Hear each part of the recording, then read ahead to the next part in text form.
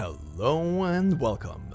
This is Jacob, and today we are gonna be starting something new, yet something very familiar here for the channel, and it will be my very first ever Let's Play, and it's on the game Reverse 1999. So then, this will be trudging new waters, so to speak, and very funny that I say it because I am literally looking at rain going backwards, but yeah. This will be a fun little experiment for myself and a learning experience as well, because my usual stuff on the channel is not the, usual Let's Play stuff.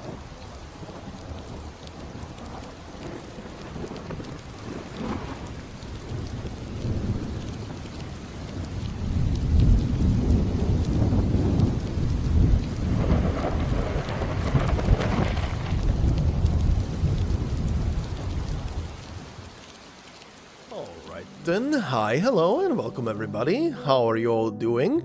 I do need to ask you guys something very quickly, and I hope you all don't mind, but, how did you all manage to end up in episode 1? How did you get over there? I mean, I know that this episode and that episode have the number 1 in it, but, how did you all manage to end up in episode 1? How did... What do you mean time reversed? What do you mean time reversed? What is that excuse? Huh? Didn't you all get countermeasures for that at this point? Don't we all have umbrellas to ward off the time reversal rain? Huh? What do you mean those are props? What do you mean the stuff they're selling on the store page is a prop? It's not a real umbrella, or rather not a real time reversal protection umbrella? Huh? What? What do you mean by that? Those are excuses! Anyway, hi, hello everybody, and welcome to episode 100 of this Let's Play for Reverse 1999. We did it, everybody! We are in the triple digits, and I can barely breathe because my lung capacity is absolutely shot. Anyway, hi. How are you all doing? Hopefully you all are doing better than what my lungs are currently experiencing. But yeah, anyway, we are in episode 100, the triple digits have been cracked, and we shall keep on going with this, and we'll see where this Let's Play is gonna lead us. I guess the next stop is the 200s. I would love to say quadruple numbers. Anybody? The 1000s? That's probably not gonna happen. That's probably not gonna happen, but if it happens, and I'm an actual old grandpa by that time, that's gonna be hilarious, and then we're gonna look back at this episode and laugh. Anyway, welcome all to episode 100. I'm looking forward to this ending for chapter 8, and to see whatever the cliffhanger is gonna be at the end of this thing. But all in order. First off, quick little thank you to everybody, because well, again, we're at episode 100, and the series wouldn't have been this successful, rather, or, well, that entertaining to do without you guys around. The support that I've been getting from you guys throughout this now year and a couple of squished months since the beginning of this Let's Play has been absolutely fantastic, and very interesting to read through all the comments and communicate with you guys back and forth. Selecting the comment for the beginning of an episode has also been very fun to do. And yeah, overall, the support, communication and everything has been absolutely stellar. And even more so to the fact that over this now year and a couple of months, out of every single one of the comments that was left on all of these episodes up until now, I don't think there was more than maybe a handful of comments that I have read that I would be considering kind of like being maybe a tiny bit too spoilery. So all I'm trying to say is thank you very much for supporting the series with comments and stuff like that haven't actually spoiled me on anything, and being very cooperative and communicative, and actually also breaking down stuff and reminding me of stuff, and so on and so forth. And yeah, thank you guys very much. Without you guys supporting the series as well, it wouldn't be so fun to go through, despite the fact that it is a fun game and everything, and has a very interesting story. But it's always, at the end of the day, also very fun to see comments, communication, and that you guys are enjoying my shenanigans and my theory crafting sometimes throughout this Let's Play series. So yeah, thank you very much for all of that. Now to the other thing that I just mentioned, my lung capacity is absolutely shot for this episode. Because for the second half of last week, I was kind of very weirdly sick. And I am emphasizing the very weird part because it wasn't really a normal sickness. Because for like a pretty good portion of the day, well, pretty good portion is like 2, 3 or maybe 4 hours at most, I was kind of fine. And then at some weird point in the day, it would feel like someone pulled a nerve in my nose, and I would sneeze violently, and for the rest of the day, I would sound like this, with my sinuses absolutely full and not relenting. And as you can imagine, for someone who has to, talk into a mic, that's kind of very detrimental. And right now, I'm still feeling the repercussions of whatever was going through my system, because every time I take a breath, I think you can hear my lungs expanding when I take a breath, and the deeper the breath, the more I feel like coughing my lungs back out of my system. But yeah, currently still suffering from whatever repercussion there is from that, and I will apologize in advance if I start for any weird reason coughing into the mic. I will try and cut it out for as much as I can for the episode, so as to not destroy anybody's ears. But it is what it is. It is what it is, and I don't want to keep on sitting here on my ass and waiting on my lungs to get better. We do need to keep on going, as this saying goes. But yeah.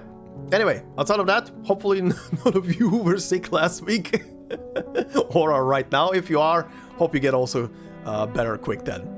But yeah, anyway, episode 100. So, we left on a couple of things last time, and I saw a couple of interesting comments on the last episode, mostly reminders about some stuff. Like, for example, the sightings of the three different blindfolded women that we've seen so far. The friend from afar, Marfa on the island, besmirched. So thank you for the reminders, just a quick breakdown sorta. But also, I have a quick question. Considering that in this patch cycle, the only story that is gonna be re-added back in is the Uluru Games story, the London one, which I already obviously did as part of the Let's Play, so I can't really do a rerun of it, because I've already seen the whole story. But my question is directed for those of you who know about the next patch. Does the story that is going to be coming with the next patch, and I'm not talking about the rerun story, the rerun story is probably going to be the one that I need to continue with the main story, but the main portion of the story, the main patch part of the story, the main patch section, is it gonna be fine for me to jump into that story without being caught up with the main story? Like, is it a story that is connected to the main story, like, heavily? Is it something by itself? Is it kind of like the, I don't know, like the Chinatown story or something like that, where there might be some minor spoilers for something, but I can still go through it? Like, obviously the Chinatown story, for example, did have some very egregious spoiler at the end, but by the time I got to wherever that spoiler was in actual story that I haven't seen up until that point, I kinda already forgot most of that, and I had to remind myself. So yeah, TLDR question, is the next patch kind of gonna be fine to jump into it, or is it gonna be a very heavy requirement to be caught up with the main story? So, in advance, thank you for answering that question. Yeah, outside of that, we're gonna be waiting for quite a while until I can jump back into the main story, because I do need to wait for what was that patch called again? The Last Moments of Earth, I think was the title. And that one's gonna be probably a good month and a half from now, so it's gonna be quite the wait time. But in the meantime, I do have a couple of anecdotes to go through, and we're gonna do those. We're gonna do the anecdotes and gonna catch up with those over that time period then. Also, very quickly, don't know, considering it's gonna be just mostly anecdotes for a while, I don't know how often I'm gonna be posting episodes. It's probably gonna be a thing of 1 or 2 episodes per week, at most, for a while. Probably gonna use the time then to also push and catch up with the other Let's Plays that I have going on the channel, considering that I do want to have some of them done before January next year. It's gonna be very beneficial for me if I do finish that before January next year. But yeah, outside of that, the next couple of episodes are gonna be anecdotes, starting with 37 probably as one of the first ones. And I am looking forward to them. And hopefully by that time, my lung capacity is gonna be better again, because for those I'm gonna have to do some vocal work. But yeah, anyway, speaking of comments on the previous episode, for the 100th episode and the 100th comment, god, this one's gonna make me probably laugh.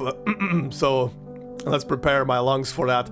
So yeah, anyway, on the previous episode, and this was in regards to a reminder of who should have been on the Route 77 adventure, but from Metha9987, who said, I kind of want to see the alternate universe where Matilda actually went to Route 77 as planned. And I'll be quite honest, the only reason why I'm selecting this comment is because of the reply immediately after, because that was something I wanted to reply with, and the reply saying from K-Rider, Matilda would solo the motel, no doubt. Oh my god, she would. She would walk into there like a boss, probably get scared shitless, but her gay panic would be too much to handle. I don't think the motel or Tuesday would know what to do with all of that.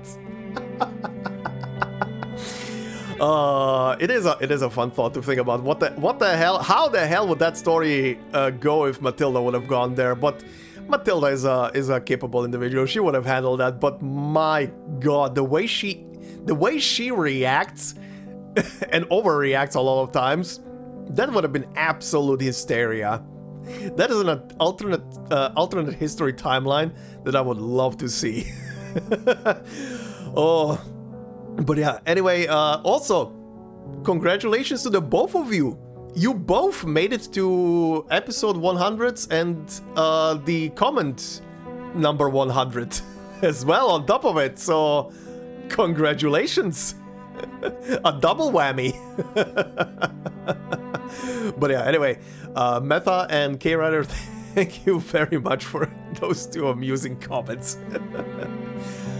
Alright, anyway, let's get to our story, because that will give me a tiny bit of moments and minutes to recuperate my lung capacity for a short bit. The characters can keep talking for a while. I'm already losing it. So, let's see. So, okay. Just to quickly also recap in my head right now. So last time we ended up with getting the obvious thing shown that, yeah, the Queen, Queen, Arcana is still around. Of course, she's still alive. Zeno has her ashes, or rather Igor had her ashes. And he was doing some weird divining thing with those dice that all landed on a number 1, which I'm presuming is a very bad omen.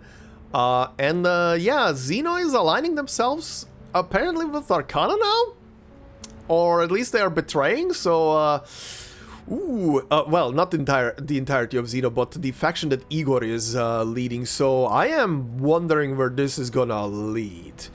Because this is definitely interesting right now, how this is gonna evolve and how it will resolve by the end of this chapter. But that's what we're here to find out. This is gonna be the mission for today, to finish this chapter. So let's go. Family reunion in quotes. Nice. The call for slaughter has sounded. Unleash the hounds of war. Okay. Okay. Calm down. Calm down.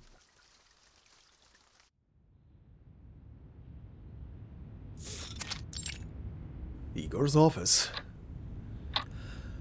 After a long wait, father and daughter reconvene. Father, Ptolemy and the unit have arrived. So here they are. The army of justice ready to eradicate the Manus and the deserters in one fell swoop. Actually, yeah, he doesn't seem like he is... Well, from that sentence, it doesn't seem like he is getting aligned with Manus. Anyway, he picks up a gift he received from the Foundation. Oh yeah, speaking of the Foundation, in one comment on the previous episode, one of you mentioned something about... I can't remember from the top of my head. Something about the fact that the... like, higher echelon or something of the Foundation is called something marble. And here we have the marble chair. Right. Interesting. Anyway, gonna keep that in mind. Oh! During the last storm, the Foundation created this thing. Yes, Igor, this thing is called an umbrella. And with the help of Laplace and the Aperan Arcanists, they stole the fire of the gods, just like Prometheus. Uh-huh. Which side would you choose? I wouldn't. I would follow. Follow you wherever you lead. A very loyal soldier, yeah. Her loyalty is like a shield to protect herself from her inner doubt.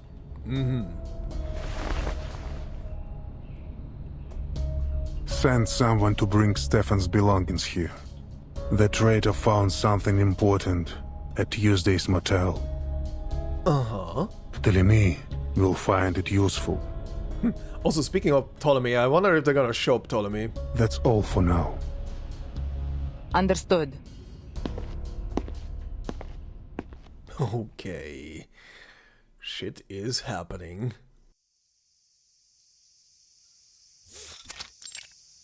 Xenobase. Moldir, long time no see.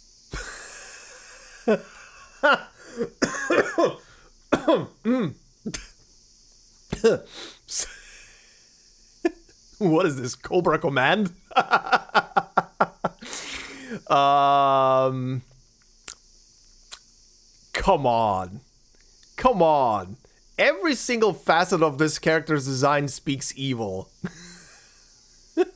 He has every single facet. There's like maybe a scar missing or something on his face or something like that. But what the hell? Every ounce of the design speaks to me, yeah, this character is evil.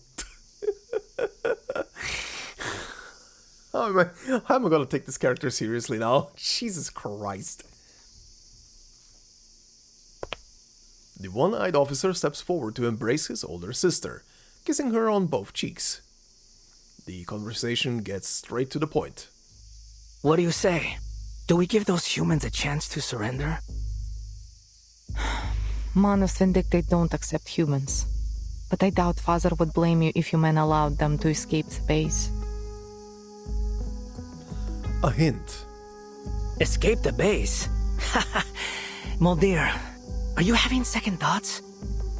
Oh yeah, that reminds me. My god, it's been a while since I recorded the last episode as well. That reminds me, for the guys who were put in prison, right? Moldir was talking to the guard, and then I think the guard said something to them, if I remember correctly. I'm gonna have to. Hopefully, the story is gonna remind me what happened in a moment. He sneers at his sister's kindness. Either follow this path to the very end, or show mercy and give Father and the two of us executed. He shouts a few orders to his officers, instructing them to return to their respective units and await the Admiral's command. So what then? You want to have a mass execution like Lopera did? On what charges? For refusing to join the rebellion? Disobeying orders? Oh no. There will be no trials. Okay. He leans in close and whispers a few words in his sister's ear. Moldir's eyes widen. All my men know about this plan. We're just waiting for Father's orders. Uh-huh.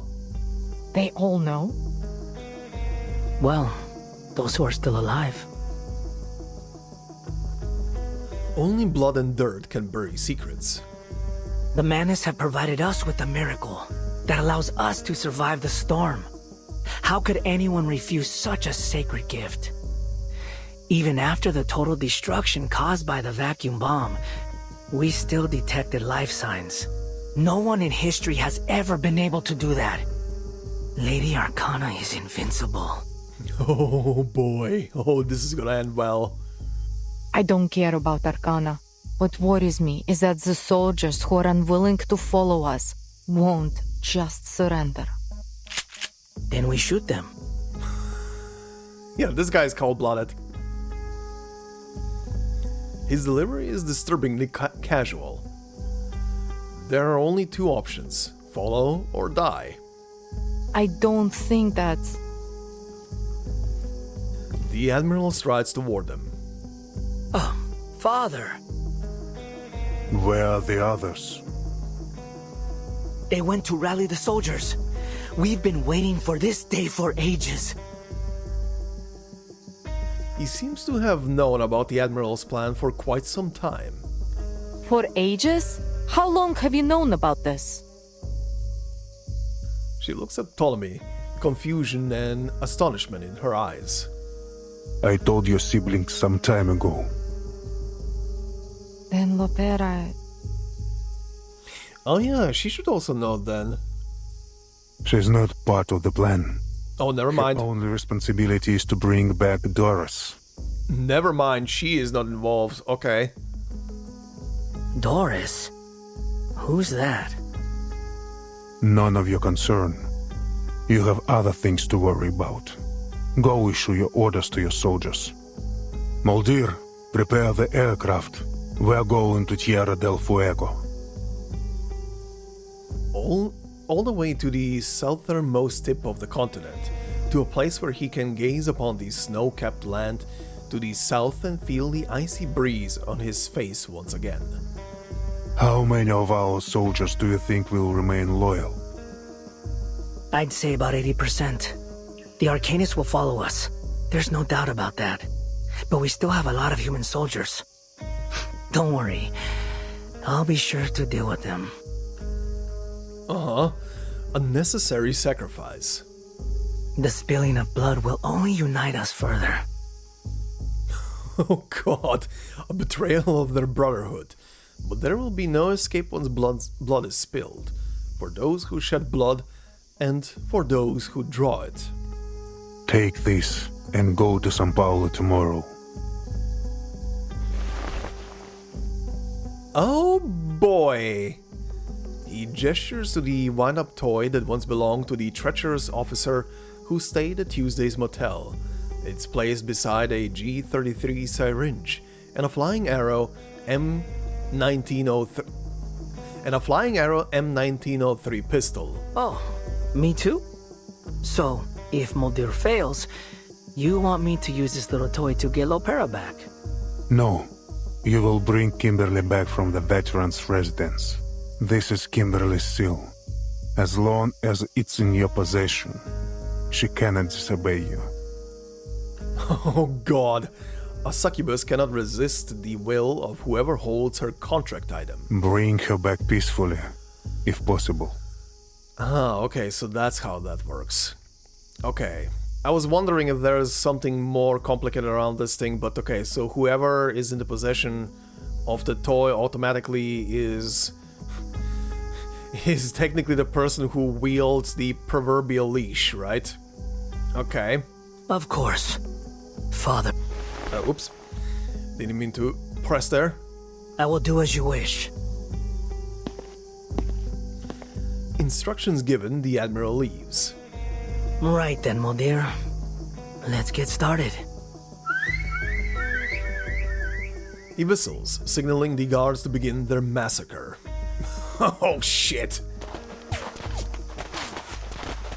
Oh shit! The sound of gunshots echoes through the holding cell. What's going on out there? No one answers. The guard has already left. Lilia frowns. Is the base under attack? Sort of. By whom? The Manus has no reason to launch a frontal assault. The Apostles' Brotherhood? No, that's even less likely. She immediately dismisses the idea. Oh, someone running? Oh. Holding cell, yeah? Who is it? Quick, comrade. Okay, it's the guard. Are we under attack? Okay, so I wonder what is going on here with the guard. I do vaguely remember that that Moldir was talking to the guard before she left, and then he said a couple of words to Lilia. So I wonder if Moldir is working behind the backs of her dad. Just take your stuff and go! The guard hands Lilia her weapons just as the rebels catch up. More enemies over here! Oh boy. Oh boy. I keep forgetting. I always get confused when I see like, wait, this is not my usual setup. What is happening right now? Alright, let's see. Xeno Heavy Guard. Heavy armed combat personnel originally from the Xeno Arms Academy. No worries, just stand behind me, the most reassuring presence on the battlefield. Solid formation, yeah. Elevated morale, Tap on shield. Alright then. Xeno Artillerist. Common personnel, Xeno Academy, yeah. From fire support to frontline suppression, they wield formidable destructive power. They are the embodiment of intimidation, of course. Suppressive barrage, repair artillery, frontliner. Warfare personnel originally from the Xeno Arms Academy, their role is to man stationary guns, protecting the rear of the front line and acting as a solid defense for the team. Support gunfire, cautionary signal, tactical disruption. Nice. Alright, let me set this up.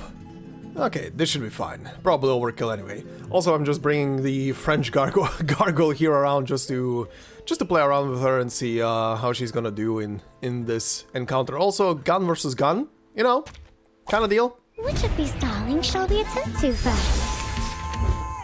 Okay, let's see. This is interesting. I don't actually know who to pair Anjo now with. Sure, let's go with you. I don't know. What's this now? Lockdown? Incantations must be placed in the leftmost or rightmost position of the spellbook to be cast. Oh. Okay. Now we can cast the lockdown incantation from the leftmost position of the spellbook. Okay, so I can only do most left, most right? Is that the case for all of them? I don't think so, right? Okay, anyway. This and that. And to remind myself what everything is. My sight shall reveal a shot hit. Now is the time for repentance. Get deleted, buddy. Oh, yeah, nice ult. That's gonna be cool. What was it? Was it a mass attack? It was a mass attack. Nice. Oh, I see. Okay, so if I move this...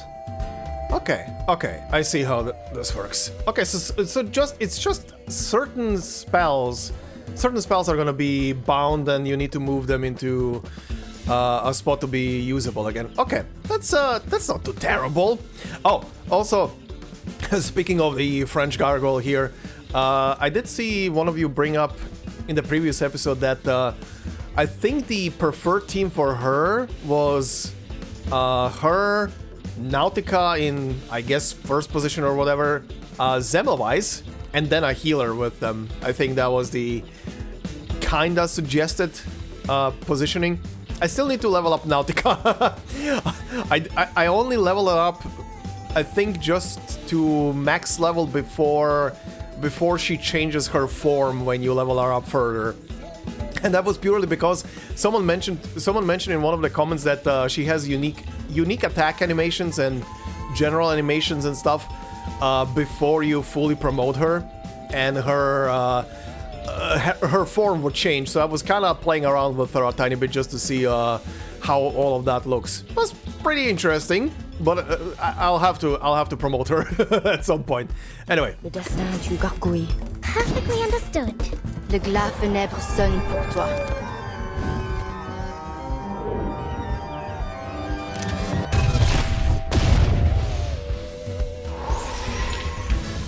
Gun. Finally, it's just you and me, Master.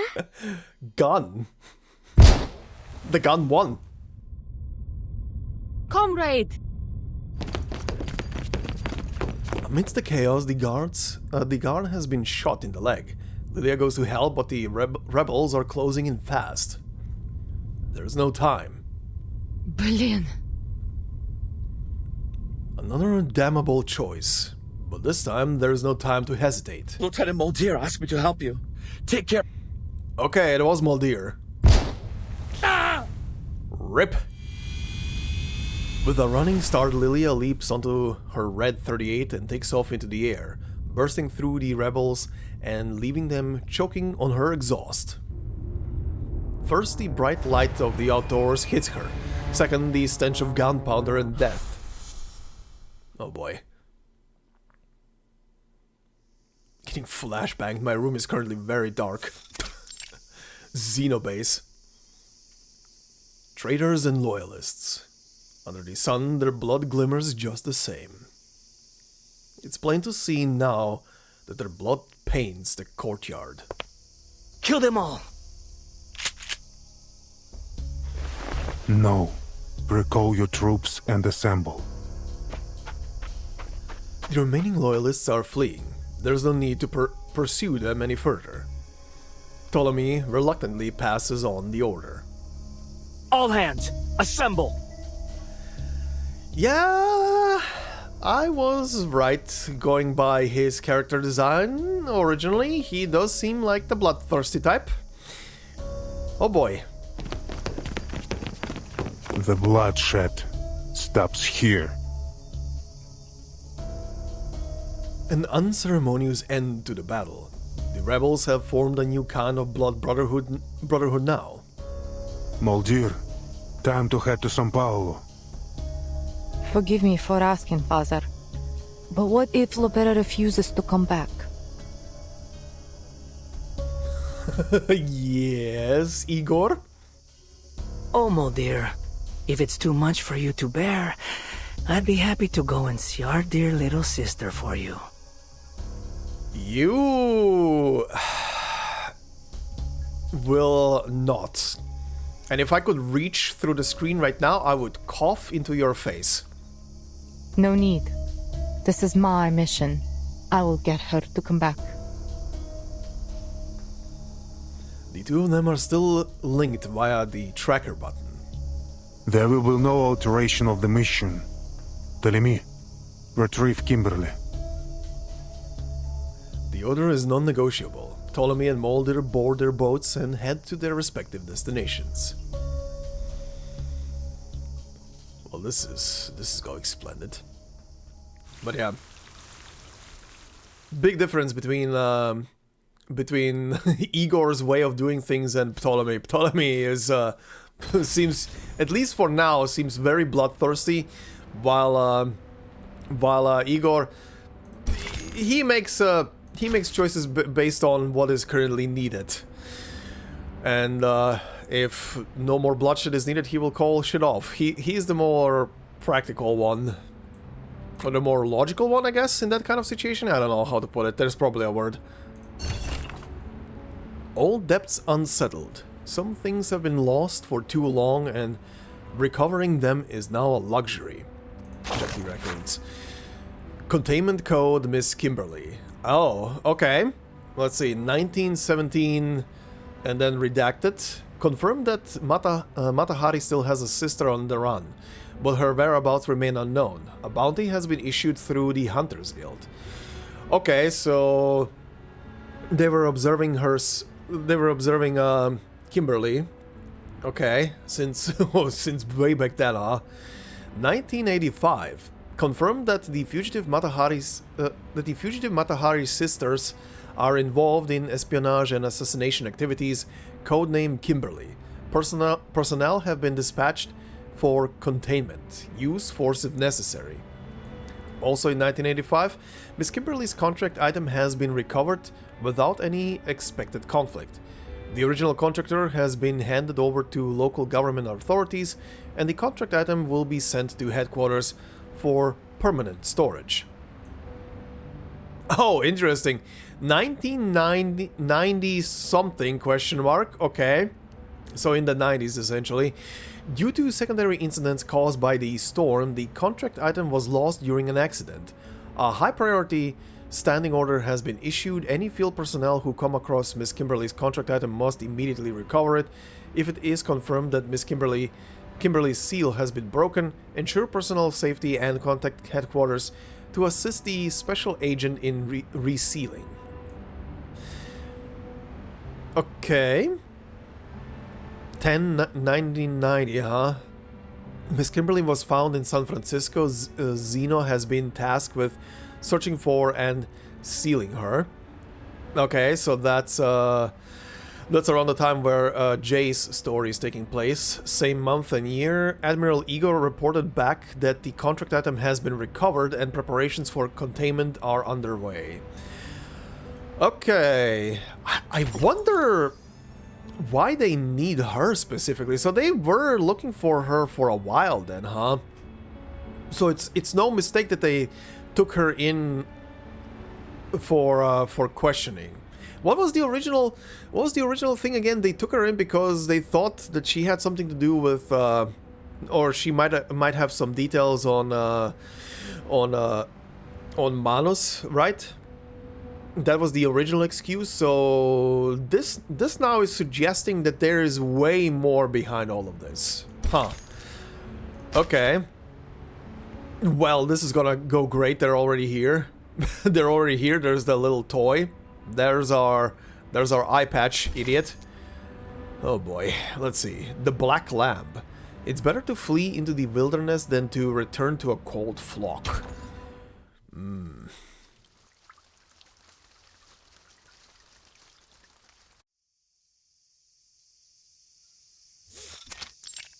So, Apollo Veteran's residence. The pieces are falling into place. Lopera has gone to the Colonel's manor as Admiral Igor planned. If Mr. Duncan moves quickly, he might make it to the manor in time to meet her. The early morning sun scorches the courtyard. White rum is still tucked away in her bottle, fast asleep. What are you waiting for? Admiral Igor has sent reinforcements. We were instructed to await their arrival at this location. Some time has passed. The sun has now risen well into the sky, but the reinforcements are yet to arrive. Igor? Yeah, that's gonna... Ooh, that's gonna shock her. She tenses up at the name. Do you know him? No, I don't. And I don't want to know him either. I want nothing to do with those Xeno madmen. She knows him. She's hiding something. Stay away from them, Vertin. Trust me, They're here. A young man with an eye patch strides into the veteran's residence, followed by a squad of soldiers all armed to the teeth. Greetings, Timekeeper of St. Pavlov Foundation. I'm Ptolemy, the commander of Igor's Sentinel unit. Greetings, Ptolemy. May I introduce you to the local river? Ptolemy. No one at the base has mentioned such a name before. Are we setting off now, Commander Ptolemy? Setting off? No. It's Lopera's mission to take care of the doctor. My mission, well, it concerns the young lady behind you. Huh? Uh-oh. I wasn't informed of this. Uh-oh. What does she have to do with Zeno?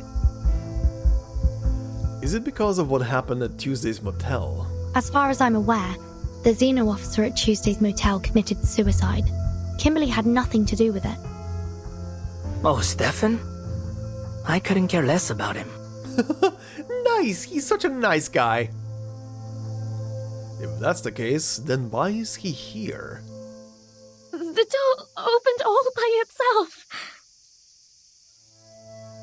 What door? She's talking about the tower she was imprisoned in. I'm not stupid, you know. Miss Kimberly somehow escapes the base. And suddenly I find her with the Timekeeper, who I hear took a detour to a certain tower before she left. Okay, Vertin, you're a smart cookie. Start putting two and two together very quickly. Grab Kimberly and run. So, Timekeeper, care to explain why you helped Miss Kimberly, a member of Manus Vindictae, escape? Oh, so the captive in that tower was Miss Kimberly. She gives him no answer. Per the Admiral's orders, I will now escort you back to the base, Miss Kimberly. And please, don't make me resort to violence. It's funny that he said it because I had a very violent thought in my mind right now. And it involved an umbrella being stuck up his ass and then opened. No, I'm not going back there. She takes a step back, her body trembling all over. She's too frightened to run. You'll kill me, just like those Xeno soldiers. Ptolemy's soldiers raised their guns, just as the others did when they executed the deserters. Now, let's just get along, shall we? Not with you. This isn't an arrest, Miss Kimberly. It's an invitation. To what? To slaughter? He reaches into his pocket and reveals Xeno's sincerity. Oh boy, here we go. Okay, Vertin, get the toy, somehow. Either get it or destroy it. A succubus should follow her instincts. Come on, obey your master. A toy. Unremarkable, even ridiculous, yet utterly terrifying to her. You know, you were close, Kimberly. You almost found it. Uh-huh. It was hidden at Tuesday's motel, just like you thought. Stefan thought it was just a wind-up toy. Oh yeah, right. What a fool. Right. At Tuesday's motel, she was looking for her, for this toy. Give it back! Yes, that's the spirit. Come with me, and I'll... Don't! He's not going to give it back to you. Oh, so you'd rather stay with the Timekeeper. I guess you need a little reminder of who your real master is. What the fuck is that face? I was saying he needed a couple of more, lines in the face to be even more evil. Oh my god, okay, that is exactly what I was imagining. Soldiers, prepare to fire. Alright, then we're back in action.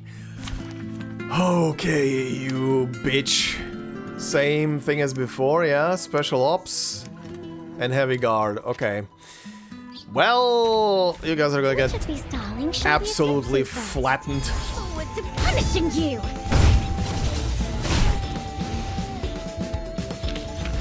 Our courage and determination brought us victory. Yes, they did.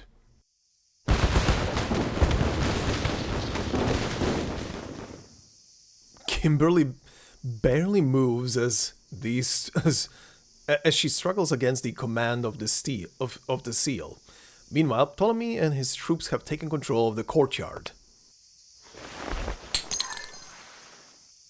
Pick it up, Timekeeper. He's tossed a pistol near her. What? What? I hold no grudge against you, and I'm not going to shoot an unarmed civilian. Ah. How very nice of him. He's giving her a gun so he can shoot her. I still want to stick an umbrella up his ass and then open the umbrella. Make your choice. Take the weapon and continue to fight. or surrender. If you do surrender, I'll guarantee your freedom. But Kimberly has to come with us. She picks up the pistol. I see. So you've chosen to fight. On your feet. Now then, Kimberly. Where is Lopera right now? I know she was sent out to get the dock and everything. She gonna come back, or is Lilia gonna swoop in? Oh, nice! The officer gives a malicious grin. Kill her. You want me to kill Vertin? Oh boy. I actually wonder what is gonna happen, because obviously, again, I haven't listened to Anjo's voice lines or anything, or read anything about her outside of in this chapter. I know that from at least the one or two voice lines that I do know from her, she is very attached and enamored by Vertin, so I don't know if it's because of the toy or because of something that is gonna happen here in this chapter, but somehow a very strong bond will be established. And the two of them, well, at least Kimberly already, or Anjo in this case, I guess, has shown that she's very already drawn to Vertin for reasons, so I do wonder what's gonna happen. A command as malicious as the look on his face. She doesn't know what to do, but her bloodline allows her no choice. The seal takes effect, slowly compelling her to obey it. Oh, she's crying. Come on. My patience has its limits. Ptolemy raises the wind-up toy, like a lighthouse beacon in a storm. You will obey me. Oh boy. Oh! Did she swipe at Vertin? Compulsion. An attack so swift that there is no time to react. Oh god, those eyes! And frazzle around the edges just to show a bit how not under control she is. The succubus looms over, her eyes hollow, her beastly claw poised to strike. Ptolemy will say anything to ensure she enacts his will. Do it, demon. Your freedom for the life of a stranger. Yeah, you're not getting a freedom from him. Oh. Ow?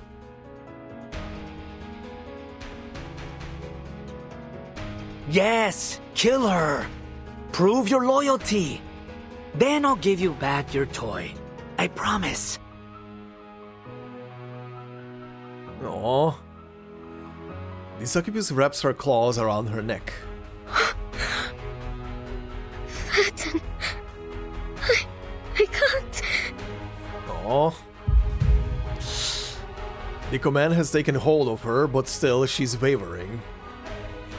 Meanwhile, Ptolemy, like a sadistic spectator in a coliseum, wills their struggle to go on. What an asshole. What an asshole. But also, all props to her to actually still pushing it back. Raise your gun, Timekeeper.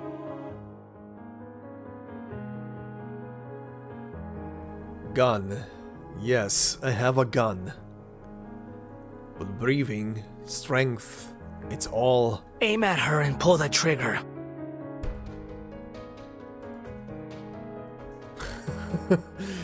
I don't think she's gonna do that. This monster's going to kill you. You'll have to shoot her if you want to live.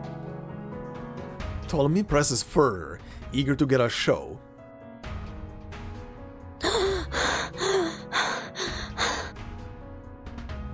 No matter how hard she resists, the succubus within her must obey. Her claws tighten around her neck, she can hardly breathe. Aww. No, I don't. Aww. Her struggle is as futile as her tears. Obey your master. Can someone destroy the toy, please? Her claws start to sink into her neck. Yes, give in. Just like that. Look, Kimberly. She picked up the gun. Shouldn't you kill her before she kills you? She obviously values her own life over yours. And she won't hesitate to fire a bullet through your heart.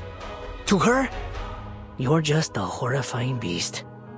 I mean, look at you. You're a succubus. A demon born to be bound to a master. Born to be controlled. Brother, I don't think you know you don't even know shit about succubuses. Outside of what you were probably told. His contempt is palpable. Aww. No! I don't want to! She's bleeding. Tears pour down her cheeks. Please. No more orders. No more running. No more. I don't want to be like my sister. Oof. Hiding away for all those years, living no kind of life at all, only to be captured and executed. If that's what you want, then kill her. Break her neck. Now, heed my order and kill Vertin. Oh god. She does everything she can to resist the command, yet her body is compelled to follow. She raises a claw. It hangs in the air like a butcher's knife ready to slice its meat. Okay. End your suffering with her death. Can someone shoot this guy? Don't think. Just obey. Her grip tightens. The pistol. Get it. There's still a chance. Let go. Let go of her.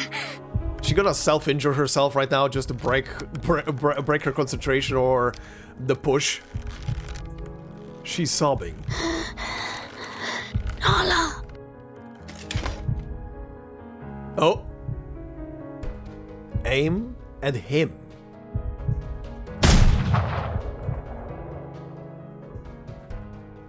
Did she hit him? Did she hit him?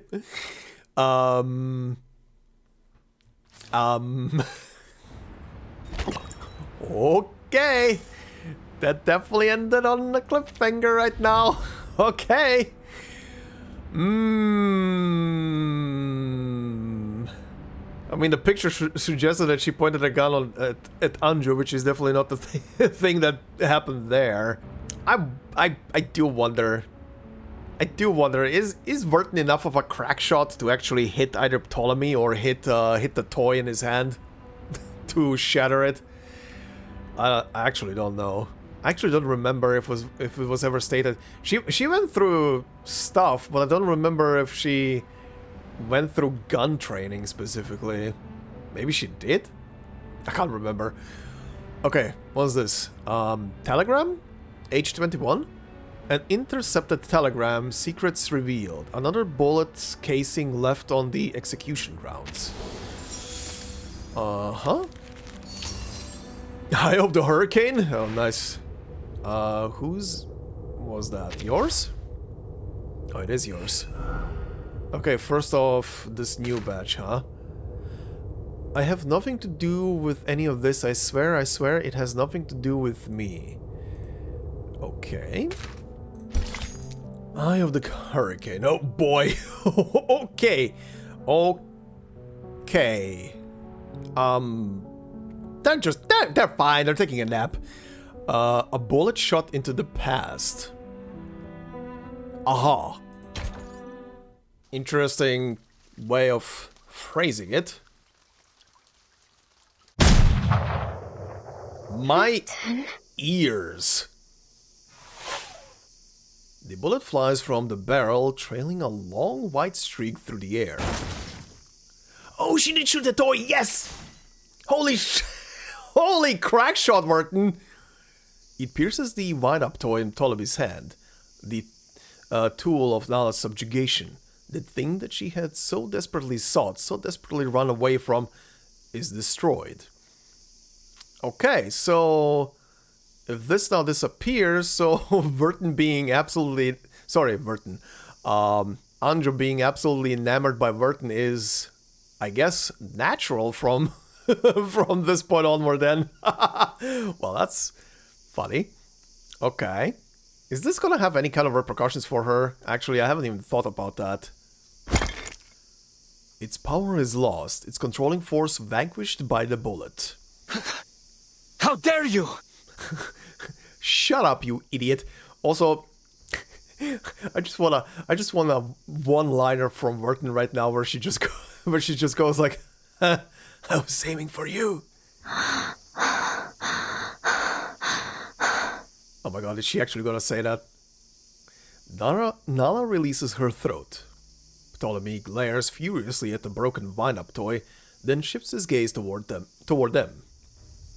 Looks like negotiations off the table, Timekeeper. I suppose I'll have to turn to violence. And you haven't already? What were you calling this shit before this? Huh? Tea time? Soldiers, kill them all. Spare no one but Kimberly. She's the only one the Admiral needs. Nala looks over her shoulder at Ptolemy, her face twisted in rage, her bloodied claw poised to strike. Blood. His blood. She craves it. I'll kill every last one of you! Oh, she's so loose. Oh, and immediately combat. Well, that didn't take long. Oh shit, 7. 7 total enemies. Hey, it's the dickhead! Ptolemy, Sentinel Officer. A Xeno officer known for his ruthless methods. Despite that, he cares deeply for his soldiers. As long as they're loyal, I guess? Although he lost his left eye in an Arcanum incident, he remains a staunch Arcanist advocate. Okay, well that's very interesting. Nice little extra bit of lore for him there. 3-round burst, oh god. Meticulous cascade, Tactical reprieve. Oh, buddy. Alright, let's take care of you. Embrace rather than resist. Oh god, no, the old man is on the field. He's gonna die.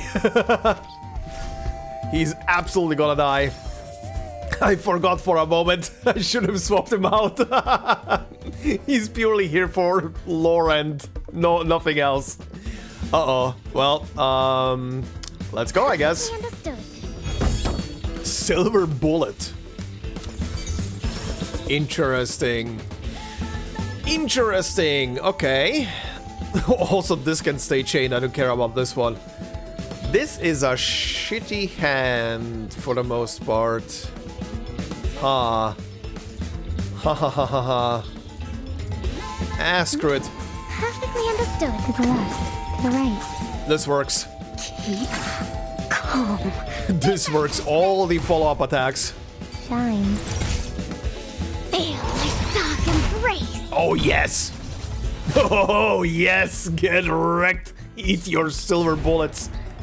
Oh, hi. I forgot that there's more. At least Ptolemy is gone.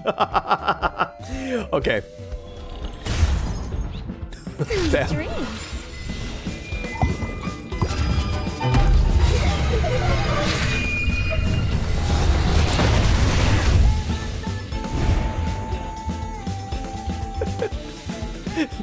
The last two guys come in. Guys! I wanna get out! Can I get out? Anyway, what is this? Explosive trap after being detonated by an enemy incantation. All allies take Genesis damage.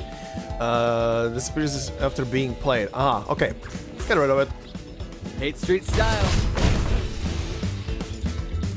Thanks, Jay. Finally, it's just you and me, Master. Hell yeah. Alright. Get wrecked. You want to see her shed blood? Enjoy. Good God. Andrew going nuts. The battle quickly becomes a massacre. Damn it! What kind of monster is she? Maintain formation and fall back. Keep firing! Holy shit! Ptolemy's troops are only equipped with standard military gear. No devices to capture Arcanists, no heavy firepower. Go to hell!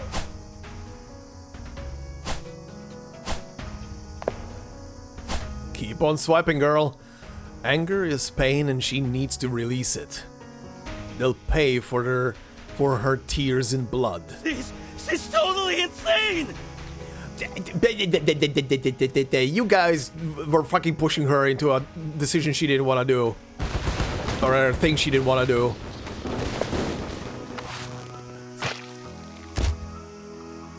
Rip. Kimberly grabs a rifle and smashes the stock into a fallen soldier's face. Ah! Why?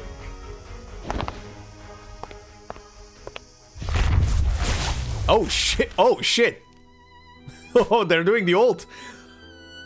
First claws, then teeth. Tearing, biting. Slashing stomachs, ripping out throats. Like a wildcat pouncing on a sparrow. Oh my god! These Xeno soldiers fought bravely. Had they not been enemies, they might have made excellent allies. Their loyalty to each other outweighed their fear of the enemy. Retreat! Oh my god. A small trickle of blood runs down her cheek. Also the music right now. She walks mercilessly through the courtyard of the veteran's residence, avenging all she has suffered. The enemy starts to retreat, or rather flee with the dignity of a soldier.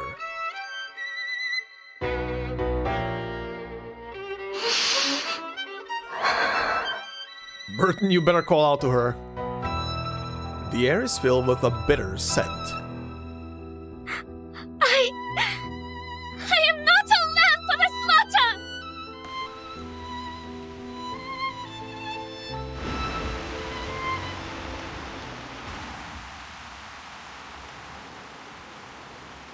The rain comes suddenly, washing away the blood spilled in the courtyard. It's over. They're gone. She collapses. It hurts. Aww. Pain. Like thorns in her heart. Everything will be fine, Kimberly. She's crying. The wind-up toy lies nearby, shattered like her spirit. Vertin. She spreads her hands and gazes blankly at the sky. I'm here. It's okay. You're going to be alright. The marigolds in the courtyard are stained with blood. The place is a mess. Mamma Mariana's cat's den has been blown to pieces. Perhaps she'll make a new one. You're no longer bound by anyone. No contract, no seal. The wind-up toy's been destroyed. It's been shattered into pieces. You're free, Kimberly. You don't have to take orders from anyone anymore. Kimberly doesn't have to take orders. Yep. Nala doesn't have to take orders. She repeats her words as if she's drowning, and they're the only pieces of driftwood to cling on. Come. The rain subsides, and the sun shines again. If you've got nowhere else to go, you can come to the Foundation with me if you like. Sorry that I'm laughing, but I swear.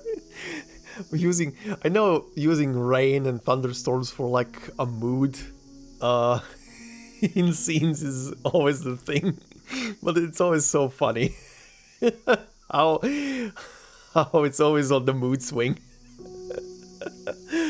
I'll let them know you risk your life to protect me from the Xeno rebels.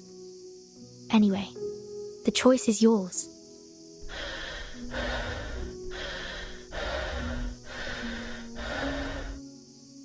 That is literally how my lungs are sounding right now.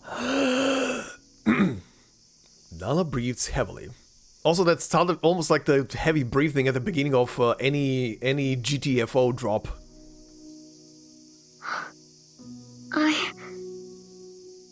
I can choose. Her confusion matches her pain. Yes, whatever you want. No one can control you anymore. You belong to no master, only yourself. Belong to myself. She looks down. She's covered in blood, like a newborn baby. Like when my sister died. The first time I left home. Like when I fled to Sao Paulo during the war. Like the old days. That heartfelt home.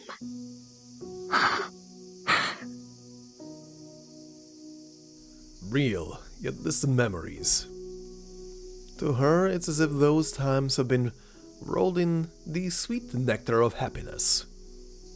For a moment, she almost forgets why she's been running all this time. Yes. No longer reliant on or under the control of anyone.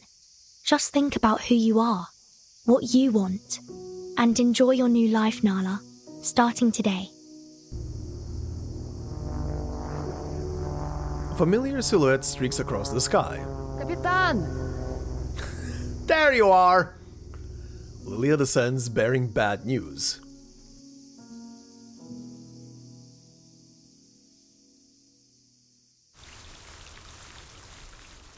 Alright. That pretty much went almost exactly like I thought it's gonna go. But yeah, what a scene.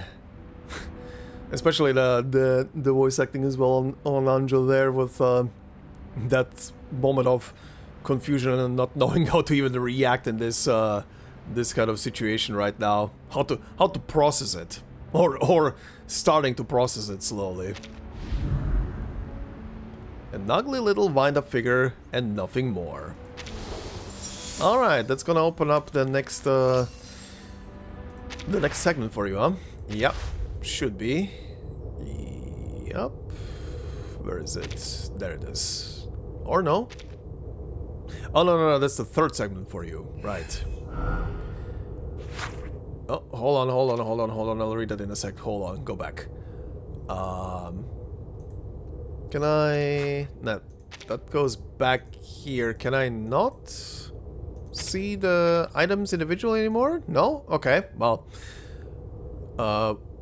when I saw so many identical toys on these shelves and in the cabinets, I swore I'd never go in there again, even if they were offering free candy. Aha! Okay. Let's see. Feathers fall to the ground. The white goose in her arms is gone. Through the endless days and nights, her stomach growls constantly. Sometimes she mistakes ochre?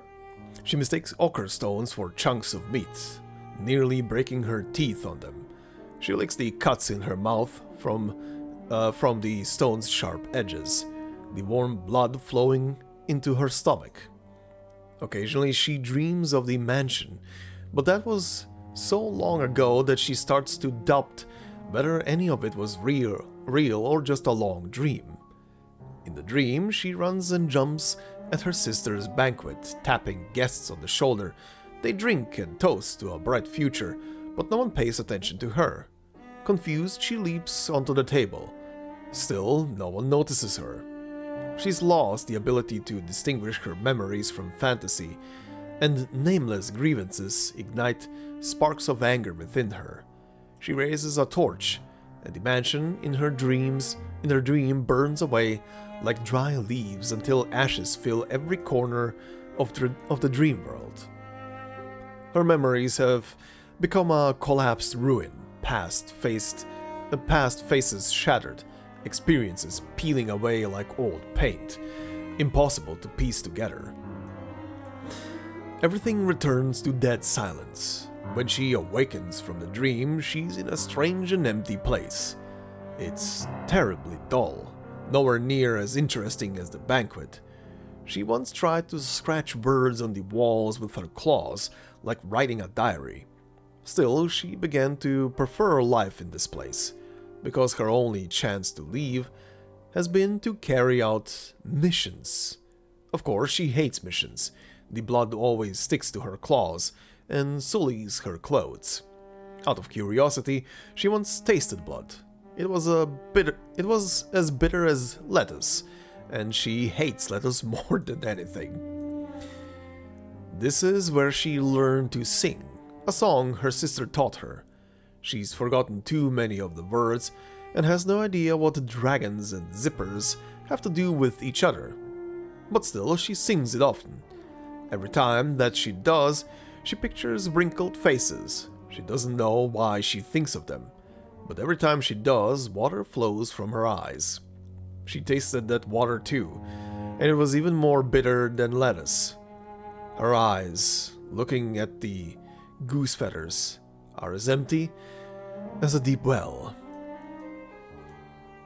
Aha! I hope this last paragraph is not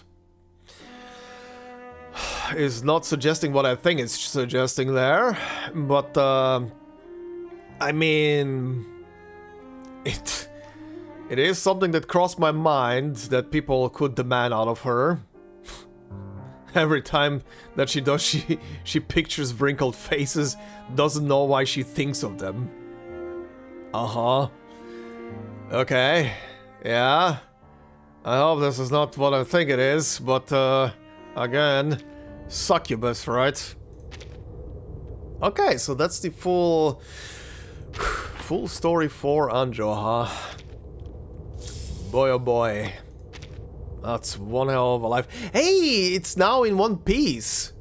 It's not shattered anymore. Huh. That's an interesting detail.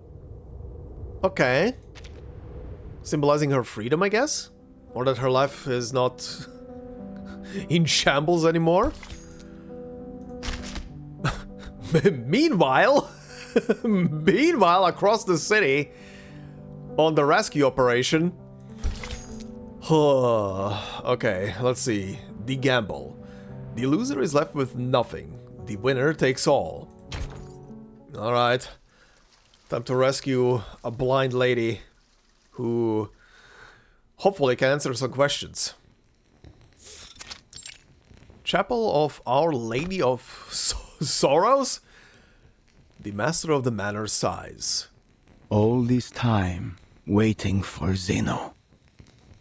I really want nothing more than to clear up this little misunderstanding of ours. Alright, Mr. Who looks like he belongs in the Matrix. There's no benefit to me hurting you. I hope only to peacefully return you to your friends. And in return, receive mine. After all, this city and its false era will be washed away by this storm before long. False era, huh? Interesting thing to say. Those poor unbelievers. We were all once like them. Yet to realize that we are children bathed in the light of the divine. One day, they will turn from darkness to light. Just like our Xeno friends did not long ago. The apostates, however, they who have abandoned our faith, they must die. Heretics and oathbreakers, the most detestable of all. I'm still curious, you know, about who attacked the manor.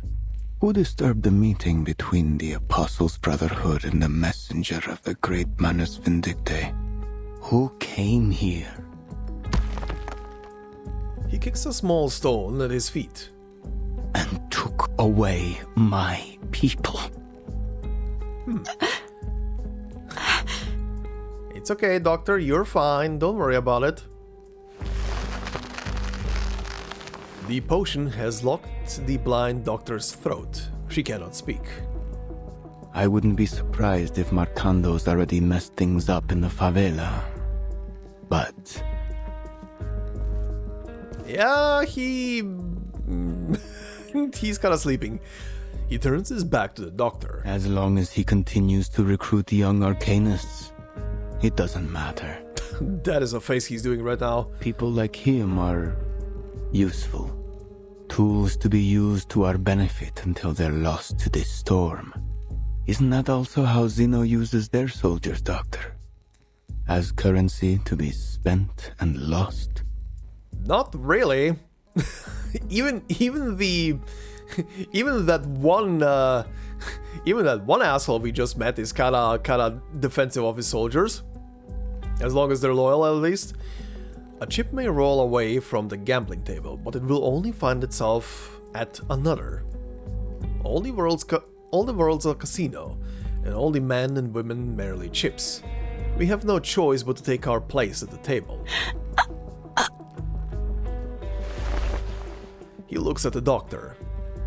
At least Manus Vindicte promises these soldiers a future. A future worth looking forward to. The sufferer will be reborn. A future worth looking forward to. Sure, absolutely brainwashed by a mask and slowly going insane. And the Apostles' Brotherhood will sail south with me. We will become followers of the sufferer, undertake their trials, and their grace will be bestowed upon us. Sure, whatever you say. He leans close, whispering in her ear. And with their blessing, no matter how many times the world is reversed, we will stand firm. Santos ASMR. For we will be immortal. Yesterday is within our reach, dear lady. Uh-huh. Good for you. Meanwhile, the Colonel's manor. Lopera crouches in the bushes by the manor, observing the guards' movements. The place is surprisingly light on security. 7, maybe 8 guards. No way to get through. Damn. Lopera, all you need is a clown costume, a suitcase, and a fish. Cautious footsteps approach from behind. Who's there? Damn! Oh, sweet Mary. I finally found you. I bet you didn't expect to see me here, did you? I bet you didn't expect the Spanish Inquisition. An unexpected ally. Duncan? How did you know I was here? Keep it down now. Our friends at the Veterans Residence told me everything. The Timekeeper said you were going to the manor alone. Why, would you look at the beautiful greenery? Are you heading to that chapel? Amidst the distant greenery, just past the building before them, peeks the chapel's bell tower. Yeah. If the doctor's in there, I have to find a way to break in. Do you have any plans? Reinforcements? Reinforcements? No time for that. Just watch. I can handle this myself. Damn! Special Agent Lopera on the move. The path to the chapel is well within the sights of the patrolling guards. Unless you dare to join me, old-timer. The old veteran answers with action. He lowers his sunglasses and lifts his blowpipe. Give me a few darts. Okay, here's the plan. You lure the guards away, and I'll check inside the chapel. She tilts her... Okay. She tilts her crucible and, in the flame of an arcane skill, produces a few poison darts. She hands them to the old man. All right. When I take my shot, I'll head that way. You stay hidden in the woods and make your way to the other side. He crouches, aiming at an unfortunate guard's neck. The guard drops instantly. Damn, that is some fast-acting shit. Intruder! Over there! Alarm sirens blare. Nice. Lead them toward the river. Duncan catches the smoke bomb tossed by Lopera. Let's make this a little more exciting, shall we, boys? He labs the bomb, aims his blowpipe, and pierces the bomb in midair. Damn, son! Nice shot. Really nice shot. With the guards distracted, Lopera raises her guns and makes her way to the chapel.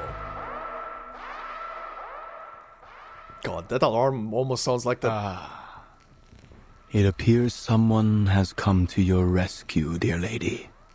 This alarm sounds almost like that alarm from Star Wars that they play on the Death Star. Very close, I think, if I remember that one correctly.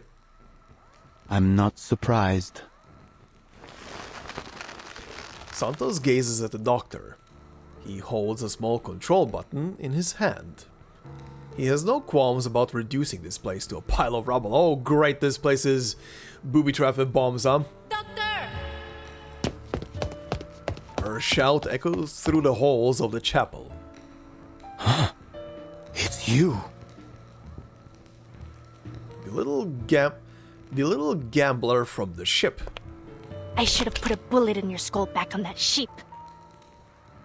I'm afraid you're playing the wrong game now. Oh yeah? So what does the winner get this time, Dr. Torres? She steps toward the enemy on the pulpit. Santos spreads his arms. No, there are no prizes. You and I are nothing but specks of dust in the wind. Oh shit! Oh shit! What was that? Oh, new music! New music! And another boss. Oh! Oh, this is what this thing is! I did already fight this thing a couple of times, but I've never paid attention to the name. Okay. Santos, reborn in suffering. A body shaped by sacrifice, suffering and flesh, bringing a moment of hope to the sufferer. The cries of mortals turn to blood rising in their throats. Fate has not shown mercy, and the heavens have not seen it. Phew. Okay. Nefarious Phasm's offering. Okay. Ill-fated misfortune. Sadistic brutality. Nice. Okay, Duncan, you're gonna get absolutely obliterated. I do need to swap you out for someone. Alright, this will do. Let's go. Oh yeah, I definitely fought this guy. It was you, wasn't it? As an enemy before. You came to this sacred place and attacked my people. Yeah, and I'm ready for round 2. And this time, you won't be leaving with your life. Fate has brought us together this day, just as it brought you victory in that bed. Show me what you got. Oh! Oh! Oh! A 5th unit? A random Lopera in the back? Okay, that's funny. I appreciate that. That's kind of funny. I was thinking to myself, I'm kind of sad that I obviously don't have Lopera to use her in a battle. So that's kind of funny now. Okay. Okay. That's gonna be interesting. Let's go. Actually, what do you do? These two are her skills. Channel. Self-channel enters the ready to shoot status. If already in this status, reduces the duration of the channel status on self by 3 rounds. Okay. Ready, aim. Put that on. One target attack, deal reality damage, gain moxie. Okay. In that case, sharp blade. Do this. Time to heat do up the that. force. I've got some Do that. brewing. Give this a taste. I'm an artist with steel. What'd you think about this? I never miss. Most of the time, anyway. Most of the time, anyway. Hey, this body's all natural. Okay. Oh, she's immediately full. So what is your ult? More than alchemy. Mass buff. Ah. Reduces the duration of the channel status on all allies by 7 rounds. Grants all allies the uncanny agility status for 1 round and recovers Deals attack times 300% HP to all allies. Okay, that's interesting. I do want to keep it for now though, because that is a big move. Why am I not getting Anjo's skill to start? And I'm still not getting it. Okay, well, never mind then, I guess. Ready? Aim? Never mind. Okay, he's getting ready for shit. What's this? Depleted ammunition and incantation with no effect. This incantation disappears after being played, but still consumes 1 AP. Okay, so this is just taking up space right now. Lovely. Very, very lovely. Well. Time to heat up the rain. Resistance. Body's all now. Punishing you.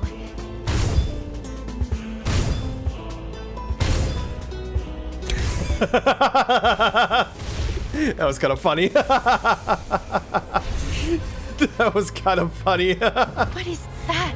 Oh shit. Oh, that looks nice. Blood can only be paid in blood. Okay, well, now is the time to see how your Get ready. skill This is going to be a crowd pleaser. skill looks like. Also, get rid of these shits. Wait for the pop.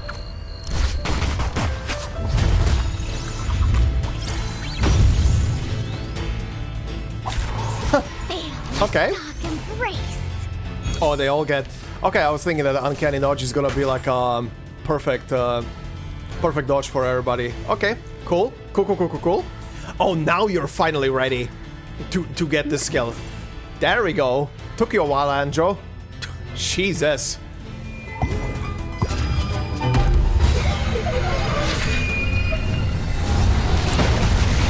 And it is blood and gold that stain this land. Nice. Absolutely gonna obliterate it. I'm tired of playing this game of prayers. And I've had quite enough of you, little gambler. Uh-oh. Uh-oh. He's pissed. Using troops? What troops? It was only one idiot. Alright.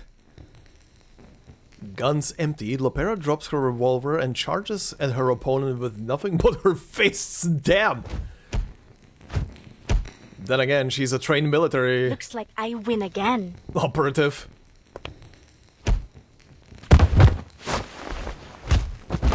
She kicks the weakened Santos to the ground, pinning him by the throat. Her fist is poised. Yes. Yes. You won this round. Yeah, but apparently he booby-trapped the whole place, so, Lopera, run! He lies among the rubble, blood trickling from his mouth, smiling as Lopera's fist hovers above him. But I'm afraid there won't be a table left to play the next. Yep, here we go. So long, little gambler. What? Perhaps it's time you paid a little more attention to your friend. Oh boy. He presses the button in his hand. After a loud bang, the chapel starts to crumble. In Lopera's moment of distraction, Santos kicks her away. He vanishes amid the chaos of the explosion. Of course he runs away! Now there is no one but Lopera, the doctor, and a building that's about to crush them both. Mierda! She grits her teeth and runs to the pulpit, freeing the bound doctor. She tries to speak, but the effect of the potion still holds her throat in a tight grip. We can talk after we get out of here. She hoists the doctor onto her back and carries her through the falling debris. Damn, respect. Again, trained military operative. She should have the strength to carry another person, I guess. But still, the doc is definitely taller than her. Alright. Oh wow, 2 things at once. Okay, that's gonna be for the old man, but first let's go with this thing. Religious reform. This book isn't a history text, but the change in but the change in writing style suggests that there was a change in authors. Skim a few pages. A lost codex. 5. They are greedy, they are cruel, they want us to slaughter our own people, so we stand up. 6. We aspire to kindness and mercy. For this we must sit at the round table with kings and cardinals.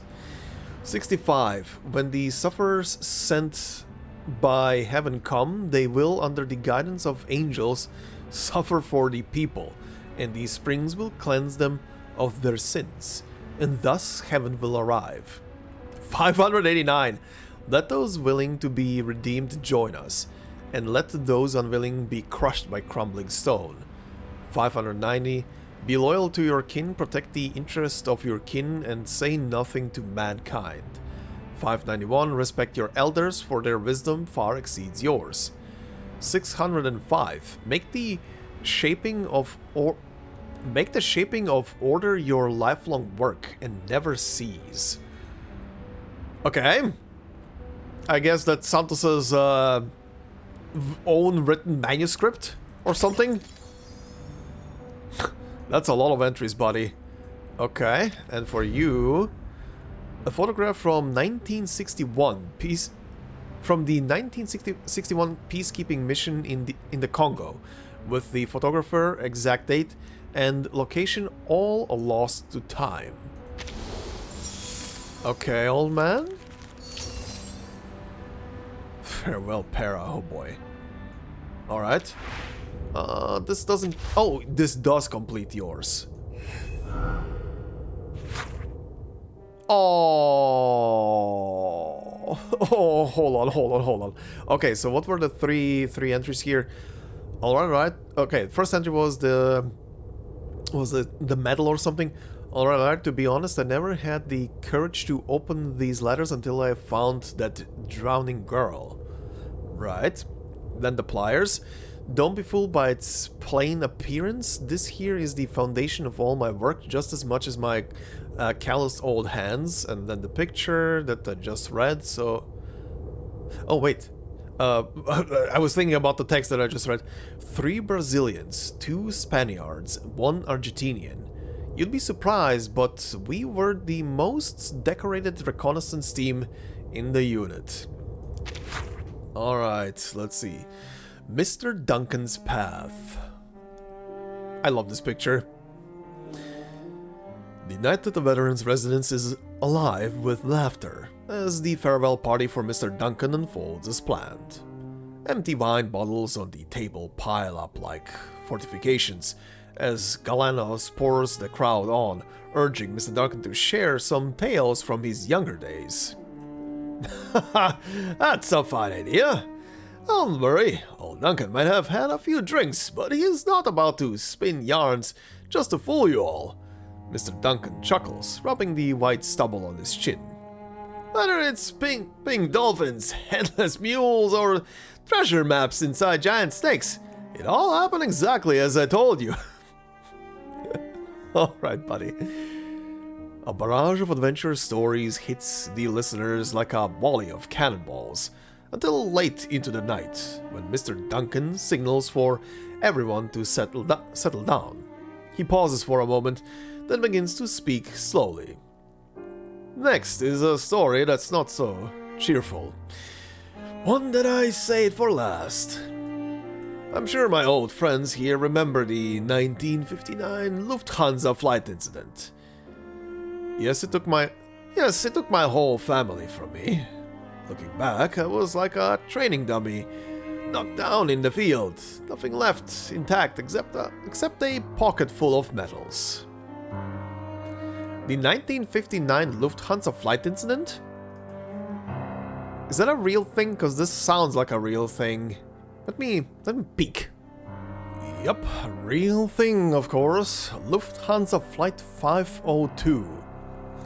Lufthansa Flight 502 was a scheduled flight from Hamburg, Germany to Buenos Aires, Argentina on 11th January 1959. The flight was being operated, blah blah blah, On the leg between Senegal and Brazil, the Super Constellation was on approach to Rio de Janeiro Galano International Airport when it crashed near, not sure how to say this one, Figueiras Beach, just short of the runway. All 29 passengers and 7 of the 10 crew were killed. So 3, yeah, it states it down here in the, under the picture as well. 3 injured, 3 survivors. It was the first fatal accident involving the current Lufthansa since it was formed in 1955. Oh, really? Really? So the first airplane crashed for Lufthansa, huh? For the German airplane, commercial airplanes. Huh. Interesting. Alright. Yeah, real thing. Real thing, once again. Let's continue. So, full of medals, right? 2 years later, in the peacekeeping forces in the Congo, I met Don Mariano Martinez. The officers called him Rookie, but he fancied himself the proud lead singer of the military songs we sang. In his language, those 2 words sounded quite similar. Eventually, everyone just called him Lead Singer Martin. At first, I didn't want to get too close to the Argentine, but I ended up being Lead Singer Martin's roommate. He was born with the gift of the gab. His thick lips were always flapping like wet palm leaves. Back then, I was still young and foolish.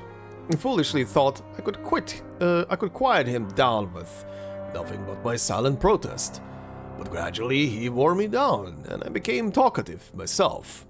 Once we got to know each other, we often argued about football, politics, and customs, but he always followed his officer's orders. Then our lead singer's voice was forever silenced. He sacrificed himself to protect the entire unit. That's another story. As I was sorting through his belongings, I learned he came from a wealthy family and left home in pursuit of a sense of honor. 2 years later, I discovered in an investigation that the daughter Martin entrusted to me was also a victim of Lufthansa Flight 502. Good heavens, that was a devil's joke, the kind no one could appreciate.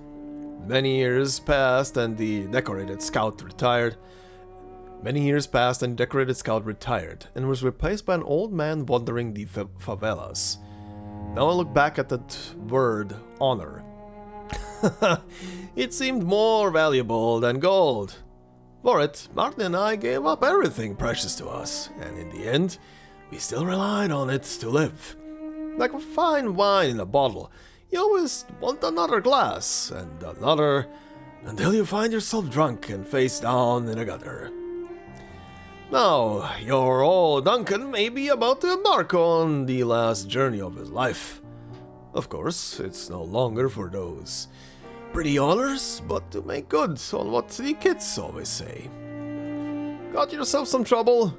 Go find old Duncan at the veteran's home. He'll sort it out for you. Interesting.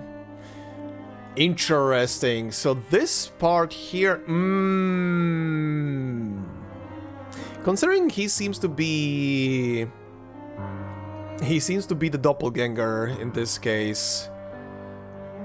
I wonder if this was kind of like the same prequel for his counterpart in the past. I learned he came from a wealthy family and left home in pursuit of a sense of honor. 2 years later, I discovered in an investigation that the daughter Martin entrusted to me was also a victim of Lufthansa Flight 502.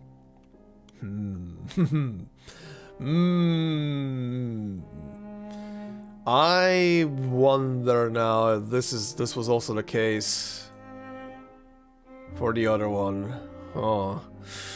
Okay. Very interesting. So yeah, there are definitely some parallels towards Carson, but I do wonder. I know one of you also said that I would have to I would have to go back and watch that scene again because I don't remember it. One of you mentioned in one of the previous episodes that Carson, the first time you hear Carson talk is on a call, essentially, and he does speak in a foreign language there for a bit. I would have to rewatch that whole scene, or that bit of the scene, just to hear the foreign language again. I wonder what language he spoke. But now after reading Duncan's past and how it went, I wonder if Carson had the same thing. If they ended up in the same kind of predicament.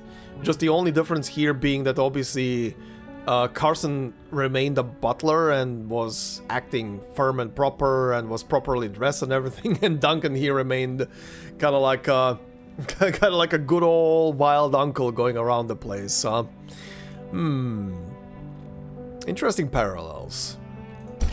Okay. Alright, farewell, Peta. There goes the church. There it goes, there it blows, there it crumbles. Don't forget to bid the day farewell and to honor yesterday. Also, a lot of battle maps in a row. Which makes sense, we're approaching the finale. Actually, how many parts are left right now? We're on 20.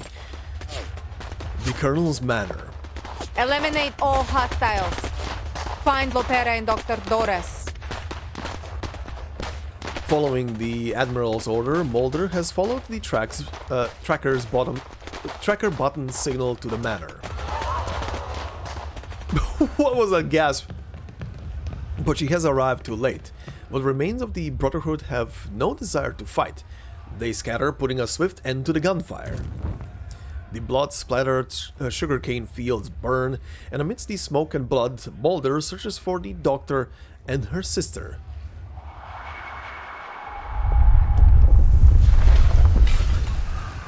Just as the chapel collapses, Lopera makes it through the front door.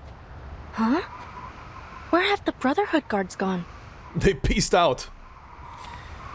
Neither Duncan nor the Brotherhood guards greet her. Molly! Peta, thank goodness this tracker button still works. What happened in the chapel? I had to fight with Santos, but he got away. Weren't you supposed to go to the veterans' residence?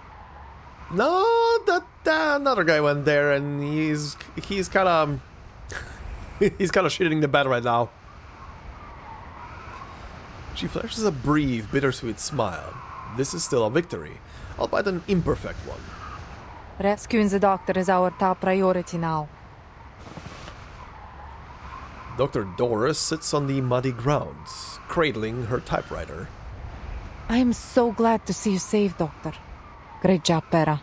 Let's head back to the base with Dr. Doris. What about the Timekeeper?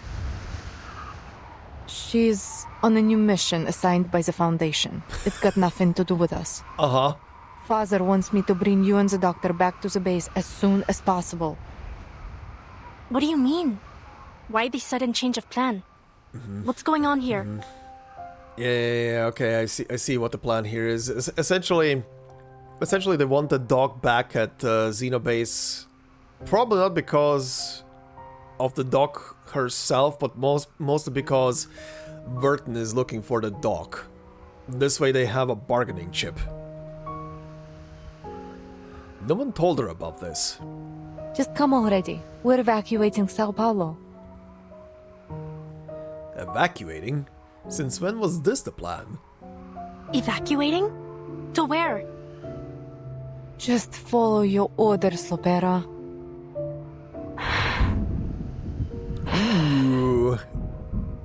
Ooh, I like the little thunder effects in the background. That was nice.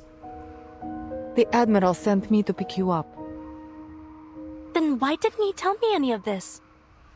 Ooh, actually, is the... I should have looked at the timetable below when this thing is taking place right now. Considering the thunder in the background, I wonder if it's this moment right now is the same moment as the end of the gunfight with Anjo and Timekeeper over there. I don't know. I'm sure he has his reasons. In her hurry, she presents a reason her sister cannot argue with. Recognizing her hastiness, Moldir sighs. Fine. We're heading south. To Tierra del Fuego. They've made preparations for us. Come on, Pera. Come with us. You, me, Father, Ptolemy, everyone. We'll all be there. Is she gonna go right now? Ptolemy? Since when is he here? Everyone? Why didn't anyone tell me about this? Because... Pera, you can ask questions later. We don't have much time. Lopera knocks away her sister's extended hand, taking 2 steps back. Oh? No. Why are we going to Tierra del Fuego? And why are we running out of time? What are you planning to do? Who's waiting for you in Tierra del Fuego? Oh boy. She grips her revolver on her side. Uh-oh. She hesitates, fear and confusion flashing across her face. Her gun is safe. Her gun is reliable. As long as she holds it, she won't be hurt. She pulls it from its holster and slowly raises the barrel to her sister. When a final crash of thunder, rain starts to pour. Oh shit, what the hell? All this? That jerk Ptolemy? Oh good, she knows that he's a jerk. No. Father gave these orders. Moldir unbuckles her holster, reaching for her own gun. Don't move! Come on, Lopera. Lower your gun. The handgun slips from its holster and falls to the ground. Moldir spreads her hands in a show of friendship, of sisterhood. Father needs the doctor. We need her. Bring her back to the base and come with us to Tierra del Fuego. Why? What are you going to do in Tierra del Fuego? Seize the future, a future for all Arcanists. Father has embraced the preacher's promise. Oh god. Oh, this is not gonna sit well with her. Manus vindicte. A betrayal she had never imagined. No. My family are not traitors. Not in the past, not now, not ever. A hunter never willingly becomes the prey she once pursued. Look, you don't have to do anything for them if you don't want to. She tries to explain, but she can't even look her sister in the eye. Just come with us. Come home. Home.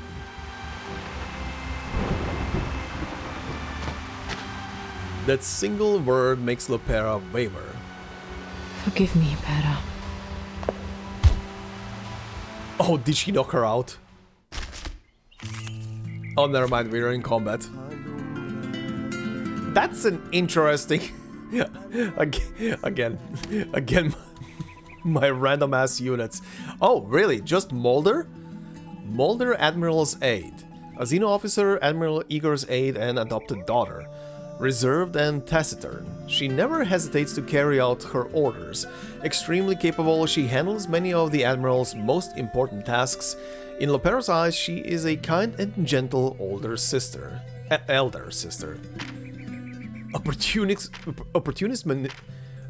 Excuse me, I cannot read today. Opportunistic maneuvers.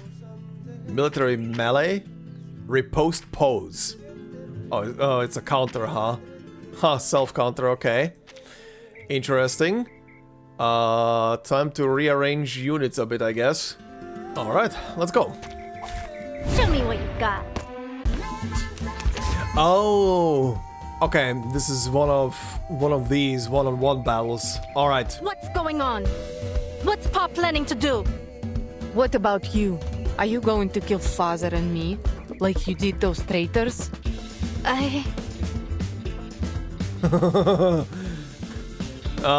Well... Some trouble brew, fresh from the crucible. Please don't be a dingus. Drop your weapon, Pera. It's time to come home. Why didn't Pa tell me his plan?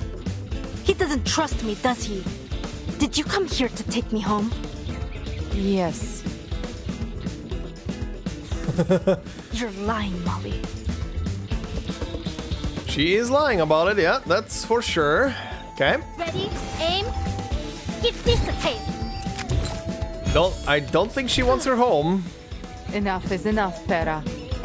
Or rather, she wants her home, but not under these circumstances right now. You're wasting our time. You mean the time for your scheme? Also considering that Moldir here has been already working behind Igor's back by freeing Ilya and stuff like that, so interesting. Taking the doctor back is more important than me, right? No. Pera, I want you to come home with me. Home? You call that a home?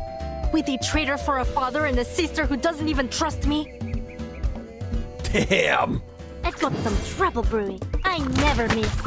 Most of the time, anyway. Alright, back into your counter state. Ready? Aim. Fresh from the I can wait. Oh. To preserve this memory in our dreams. Oh god, I cannot laugh. I should laugh. Oh, I'm sorry. That was too funny. That was too funny. Ha! I've put up my counter. Brooks out of the fucking cannon. What the shit? Taking advantage of Lopera's moment of hesitation, Moldir launches an attack. As they wrestle, Lopera pulls the trigger, the bullet shooting into the sky and startling a flock of birds. Finally, Moldir wrestles the gun from Lopera's hand and knocks her to the ground. She lies there, winded and in pain. Pop. Why is he doing this? The pain is the least of her problems. She simply can't understand how things have ended up this way. For the good of us all, Pera. Consider your mission complete. I'll take over from here. Thank you for your service, Comrade Lopera. Damn, that is cold. Several Xeno soldiers returning from their sweep of the manor arrive at the lieutenant's side. What's going on?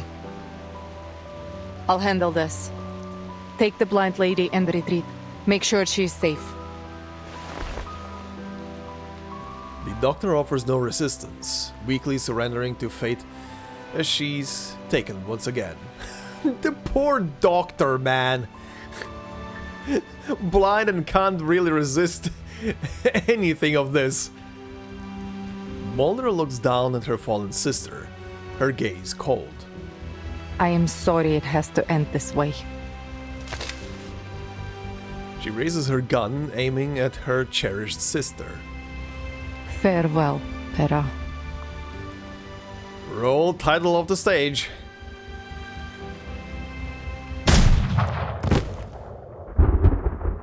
Ow.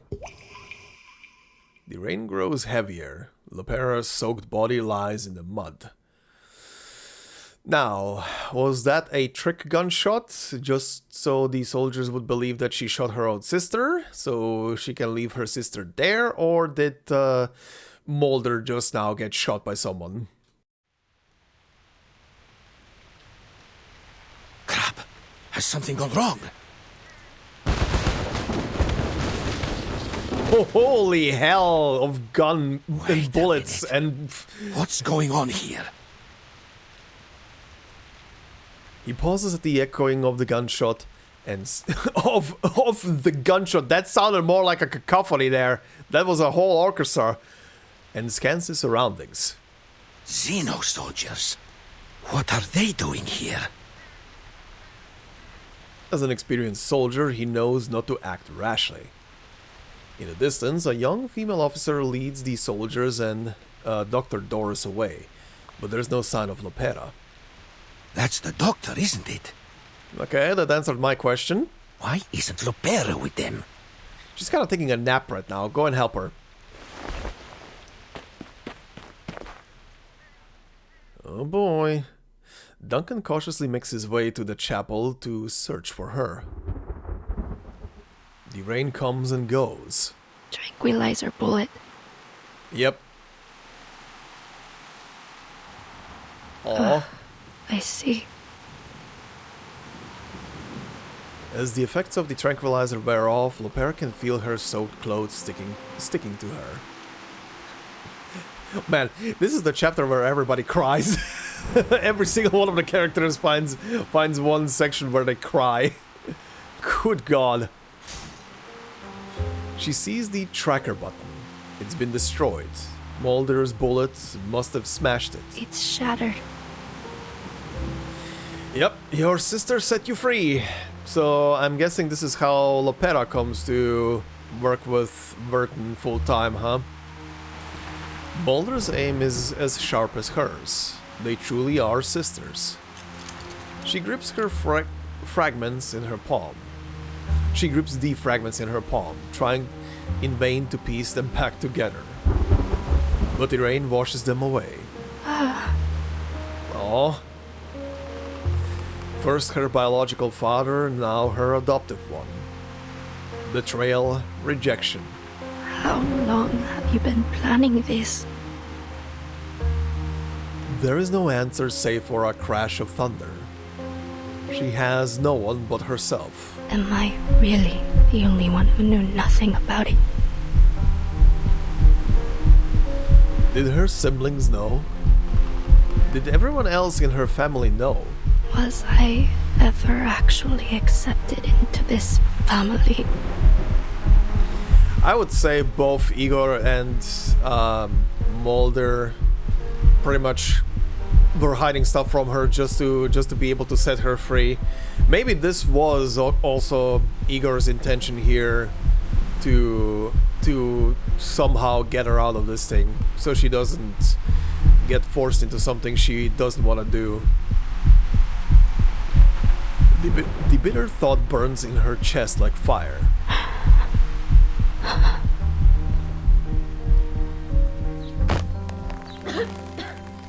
She forces herself up, her arms shaking as she heaves her body upright.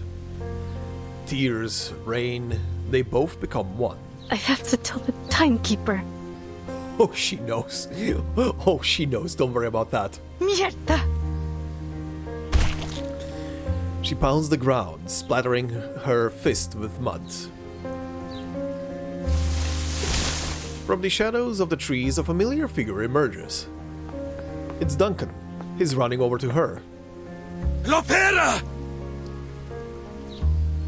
Finally, some good news. Duncan, you're okay. We have to hurt. Yeah, you're not fully there yet. She tries to stand, but her legs give way, and she collapses again. What happened? Why did your men leave you here all alone? He supports the weakened Lopera. She gives him a sad smile. Hurry back to the residence. It's Igor. He... She can't bring herself to finish the sentence. The sky clears and the heat of the blazing sun washes over them once more. Holy hell. Holy hell, this chapter. Stuff is happening left, right, and center. Good God. All the betrayals you ever want in one chapter. Okay, yeah. A pair of long-barreled revolvers that once accompanied sisters through countless afternoons at the shooting range. Or rather, former sisters. Oh, you're gonna be sisters again, I would say. Let's see, that's your second entry, huh? So there's gonna be one more. This one of mine rarely won against the other one in training, even during our last session. Huh, okay. Huh, funny. Definitely approaching the end. Only one piece left for Lopera, one piece left for the Doctor. Alright, let's see this. Ground Zero.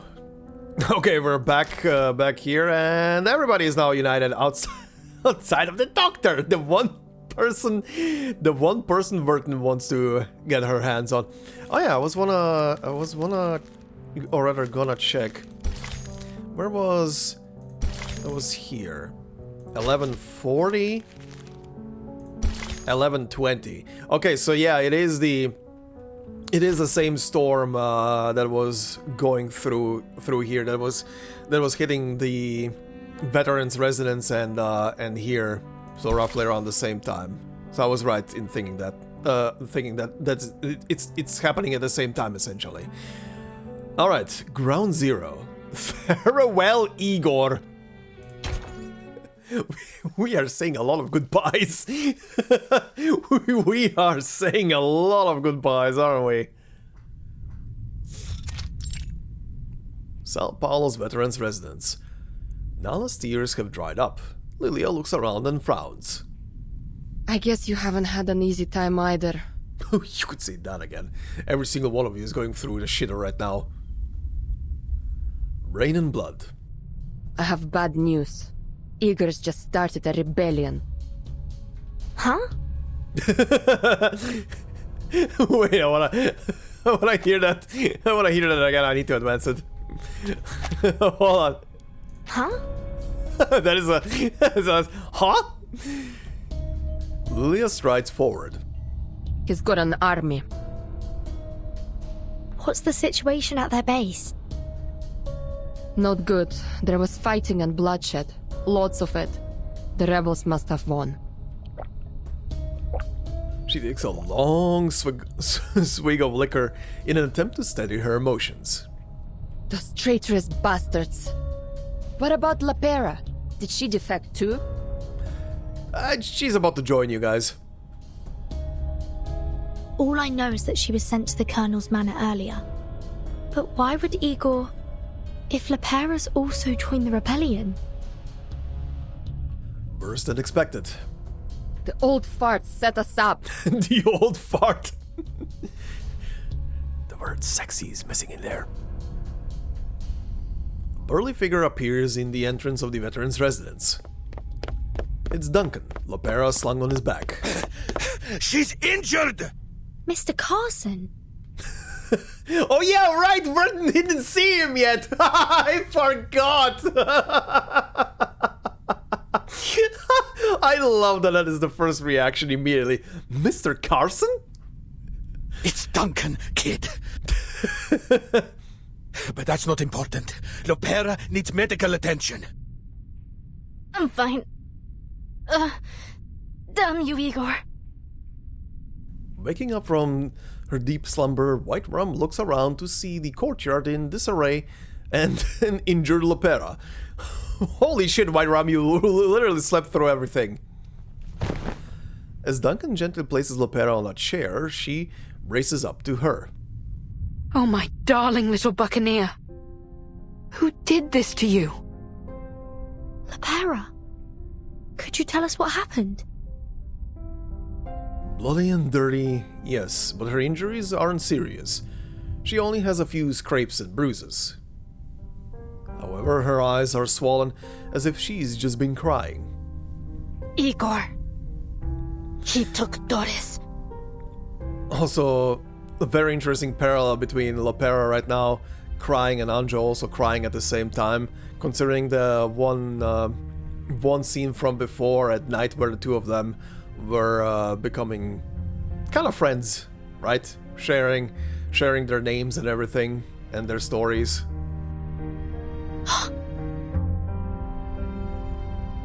First, Xena soldiers try to take Kimberly, then Igor orders the kidnapping of Dr. Doris. So, are you going to go after him? I mean, we kinda need the dog, so I guess yes? Yes, but you should stay here. Igor still wants you. Igor mustn't succeed. We'll come back for you later. Okay. What now then, Capitan? There are no Foundation branches nearby. If we request reinforcements, they'll be too slow to arrive. Just open up the suitcase, you probably have a shit ton of people in there. Then we go ourselves. Count me in. I have to talk to Igor. He owes me an answer. Lopera grits her teeth. White Rum, could you take us to the Xeno base? Is this gonna be a good thing, Vertin, to go to the Xenobase on a... I know it's a sentient one, but on a ship? Is this gonna be a good idea for you? Anything to save the dock. Anchors away, mateys. Oh god, they're gonna sink. Oh god, they're gonna sink. They're never gonna reach the Xenobase. Well, I salute ye. Xenobase. Back at the Xenobase, the rebels are organizing the final stages of their retreat. You screwed up. It's just a minor setback. You both kinda screwed up. Father isn't happy. Look, I'll deal with her, okay? Next time, I'll... What next time? His defeat is a consequence of his own arrogance. It's a bitter pill to swallow. There won't be a next time. We can't just waltz into the Foundation and take her. Anyway, are the aircraft ready? Yeah. Father and the doctor will be boarding soon. Who is she anyway? I really wonder, are we gonna get the doc back, or are they gonna take her and this is gonna be our next the next story chapter where we need to go after the doctor? Is this how we end up on the South Pole? or wherever the that chapter story is taking place? I don't know where that story is taking exactly place, but wait, actually, didn't I see the name Antarctic somewhere in there when the patch dropped? I think I did. Anyway, I don't know. her answer is honest. She rarely questions her father. Her duty is to obey and execute, while holding onto a sliver of her own sense of justice. Looks like Father hasn't told you everything either. You should never entrust all the pieces of a puzzle to a single hand. True. Huh. All this time with Father's made you quite enigmatic. There's a charm in mystery, you know.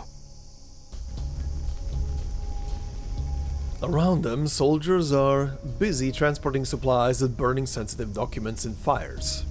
Are you not coming with us on the helicopter? Someone has to stay behind and organize the retreat.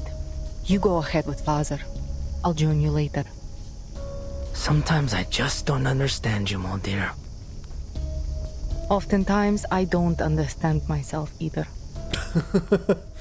That sounds absolutely normal to me. Perhaps that's why Father always keeps me close. Just get going. I'll take up the rear. Holy shit. The sound of gunfire echoes from outside the courtyard. Considering she's staying behind, I do wonder if this is gonna be her breaking away from Xeno as well. Maybe? Potentially? But she pays it no mind. Whether it's an internal conflict or a counterattack from the Foundation, it doesn't matter. Ma'am, we're under attack!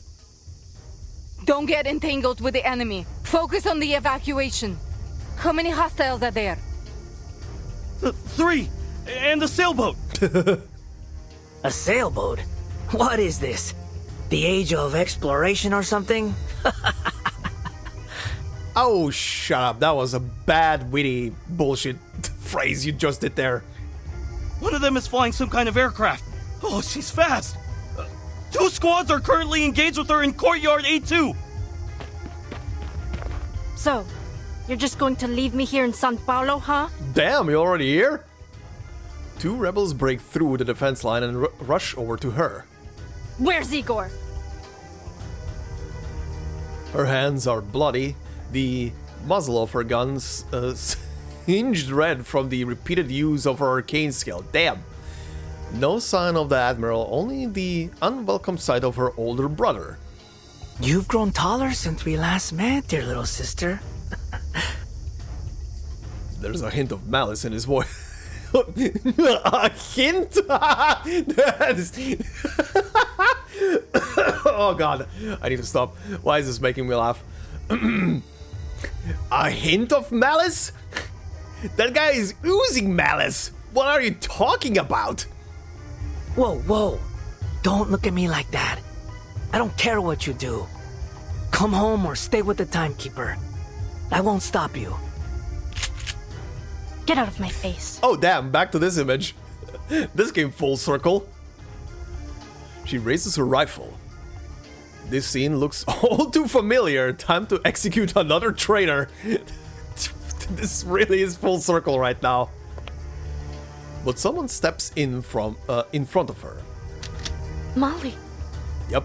Miss Moldir, it's unfortunate that we have to meet again under these circumstances. We've simply chosen different paths, Timekeeper. I suppose the next time I see you will be in Antarctica. Right. Telling me, go join Father. Right, there we go. This. Antarctica, okay, so I did see that that mentioned somewhere then. Okay, interesting. Antarctica, right. I do wonder then, because I obviously do know that she is, you know, playable. What's gonna lead to that? I'm mega curious. Her brother turns and leaves. Molly. Why? The remaining soldiers gather around the lieutenant, their weapons raised. Forgive me. I can't let you pass. Okay, Gandalf. Moldir issues a command to her remaining soldiers. This siren really just reminds me. I'm gonna have to refresh my mind. How did the siren sound again from Star Wars?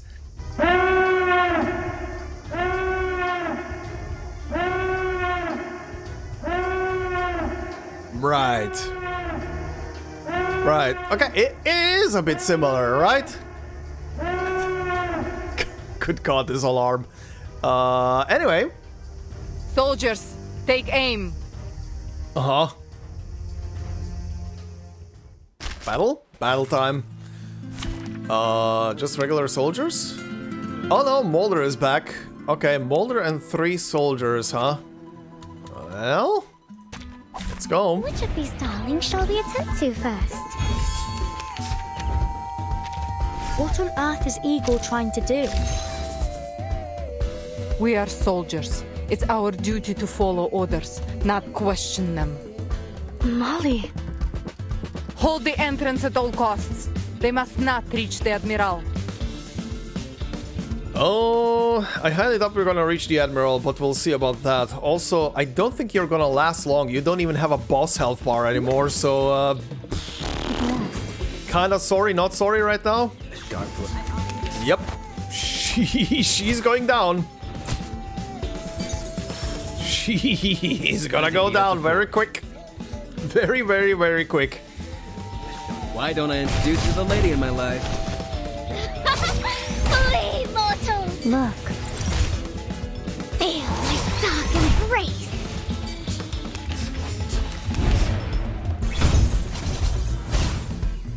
embrace! Nice dodge, buddy. There he goes. As long as I've got you at my side, I've got nothing to worry about. Sure thing, buddy. The battle ends. Not one of Moldir's soldiers have survived. She falls against the wall, blood oozing from her forehead and shoulder. Faced with her sister's gun, she cannot, or perhaps doesn't want to, move. There's sorrow in her eyes as her gaze meets her sister's. I don't ever want to see you again. Damn.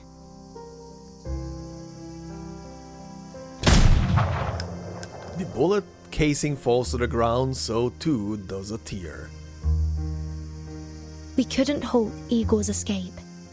More rebels came at us following the gunfire, and we were forced to flee the base. We failed. Whew. And he escaped. So he escaped with the doctor and the ashes, huh? Oh boy.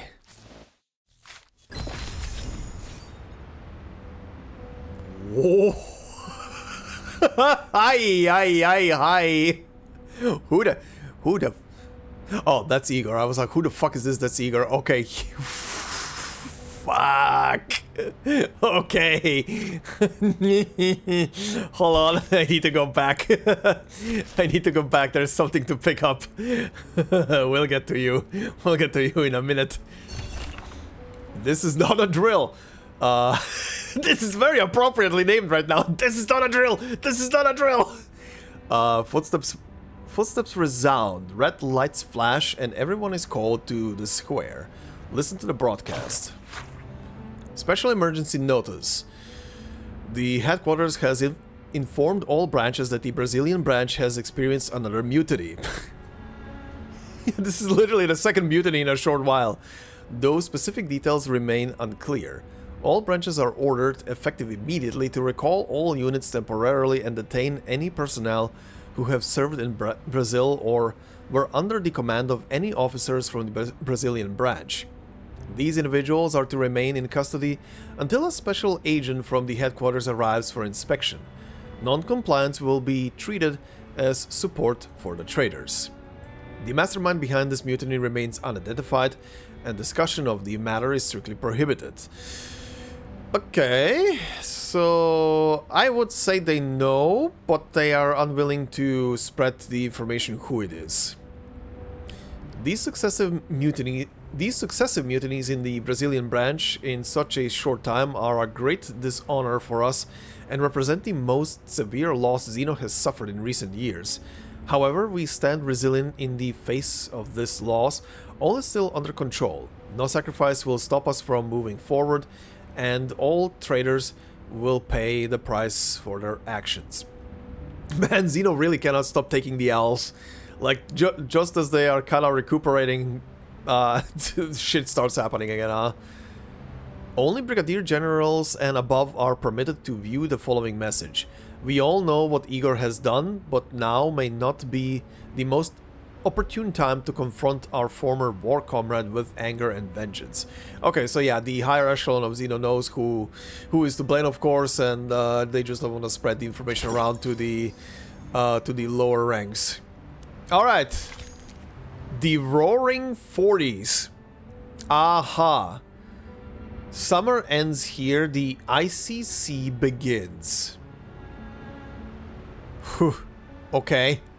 Well, let's see.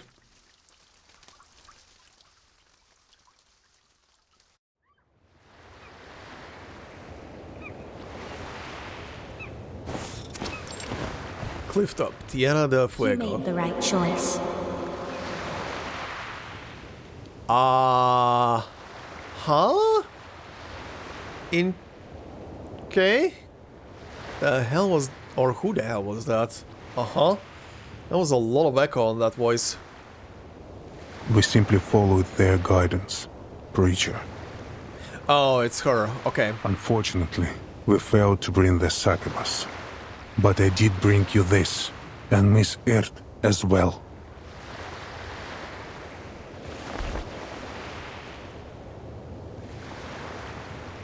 Also, hi, Sophia. And Miss Earth as well? Okay. Oh, yeah, right. No, Admiral. Not you.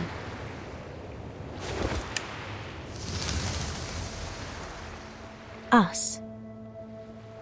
Us. I love the penguin. The random penguins there, what the hell? We all need the miracle they bestow. My men will not wear the masks, nor will they take the trials. We need no trials to test the loyalty of my children, Preacher. And for now, Miss Earth will stay under my protection. As you wish. The Preacher agrees to all of the Admiral's requests. It doesn't matter. None of it matters. She looks southward across the sea. Until next time, Admiral. The Preacher takes the relic left by the Mother of Resurrection and bids farewell to the Admiral. The Mother of Resurrection. Father, I shot at Lopera. Shooting is one thing. Whether the bullet hits the heart or the ground is another. To the Admiral, however, it is unimportant. I have to be honest, Father. I don't fully agree with your decision. At least not on a personal level. You are entitled to your opinion, Lieutenant. But I don't need your approval. I understand. You only need my obedience. Precisely. Had you anticipated that Lopera wouldn't come with us? She is inconsequential. She helped us retrieve Earth from that Brotherhood farce. That's all I needed from her. But the Brotherhood... With all due respect, Admiral, I've heard they have connections with our friends at Manus Vindictae. She finds it hard to call those they once fought against friends. Treason is a stain not easily washed clean. I thought you'd make the same choice she did. No, I will always follow you, Father. Just let her be. She will always follow him, but she will still do stuff behind his back. A lone seagull glides across the sky, calling out as it flies to the warm north. Igor pats his daughter on the shoulder. Now, bring me Dr. Doris. Okay, yeah, oh yeah, right, considering he was saying it, so Doris is Erd, huh? Is that what they were saying here? They called her specifically Erd, which had me stumped for a second. I mean, she did have the typewriter and everything. She dutifully leads the doctor to her father and leaves the two alone. I don't know you, sir. You must have mistaken me for someone else. Or maybe not. No, I couldn't possibly mistake you. Old friend. Old friend? In the last days before the millennium, we fought side by side. What? Memories flood the vettered halls of the old Admiral's mind. What? In hindsight, that battle may have been a mistake. The storm swept across the world, leaving behind an era of chaos, and we lost our future. The Admiral has never been fearful of sacrifice, especially when it has served a grander goal. But now, another path lies before us. One that we once fought desperately against. A path paved by Arcana. A path leading to a world free of conflict. And full of brainwashing. My old friend. Sadly, she cannot comprehend even a fragment of these words. She's simply Dr. Doris, nothing more. Okay, so this is a completely different person. Just, again, looking like the one he is thinking about. That marble chair the Foundation gave you. What's the secret behind it? Oh, are they gonna say it? What happened to you after you pressed that button? Nothing. Do you remember what happened after you walked into that white house? I'm sorry. I don't know anything about that. Okay, he's spitting details here. Very interesting details, also music right now. She's stubborn but answers honestly. The old Admiral sighs and pulls a stack of Utu magazines from his coat. They were not far for his own reading. My dear Miss Earth, your name continues to show up between the occurrences of the storm. I don't know what you've encountered, what you've experienced in all this time, but your very existence is about to change the fate of us all. Oh, in what manner? What the shit do you need from her? How is she important to the resurrection of Arcana? Huh? Huh.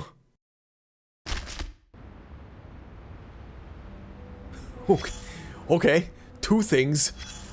Okay, let's... A minute to spare. Okay, let's start with this. A strangely shaped typewriter, the only weapon this doctor had in her battle with fate. Okay, well that's the 3rd entry for you then. Let's see. Okay, yeah, hold on, I'm gonna read that in a second. Let me go through these again. The root of the people's illness lies not in their bodies, but in a future they perceive as a dead end. No medicine can cure that future. Once you get used to the darkness, you'll find it kind compared to the fate that took my sight. It has accompanied me through every inch of this rainforest and beyond. We rode together, recording it all so people wouldn't forget what had happened. Okay. Dr. Earth's path. Dr. Doris's path. Okay, let's see. Those are first words? Okay. Cholera, malaria, and countless other maladies, some yet to be named by the medical community, weave their way through these streets, touching everyone, human and Arcanist alike. The rampant spread of disease serves as a stark reminder. In the face of death, we are all the same. In the labyrinthine alleys of the favelas, life is a tapestry of shared hardship. Here, poverty and destitution know no boundaries, affecting all, both material and spiritually. The root of disease may not lie here, but the sorrow that fuels the bloodshed in the streets certainly does. People are divided by wealth and poverty, not by the extreme claims that all Arcanist suffering is caused by humans. Illness strikes both Arcanists and humans, just as hunger, violence, and the ignominy of enslavement are indiscriminately imposed on everyone. The authorities turn a blind eye to the spreading racial hatred, while the Apostles' Brotherhood fans the flames under the noses of the sleeping watchdogs, deepening this tragic divide to recruit followers. Gangs like parasitic vines thrive on the misfortune of the favelas, waging endless turf wars, where crime is as common as breathing.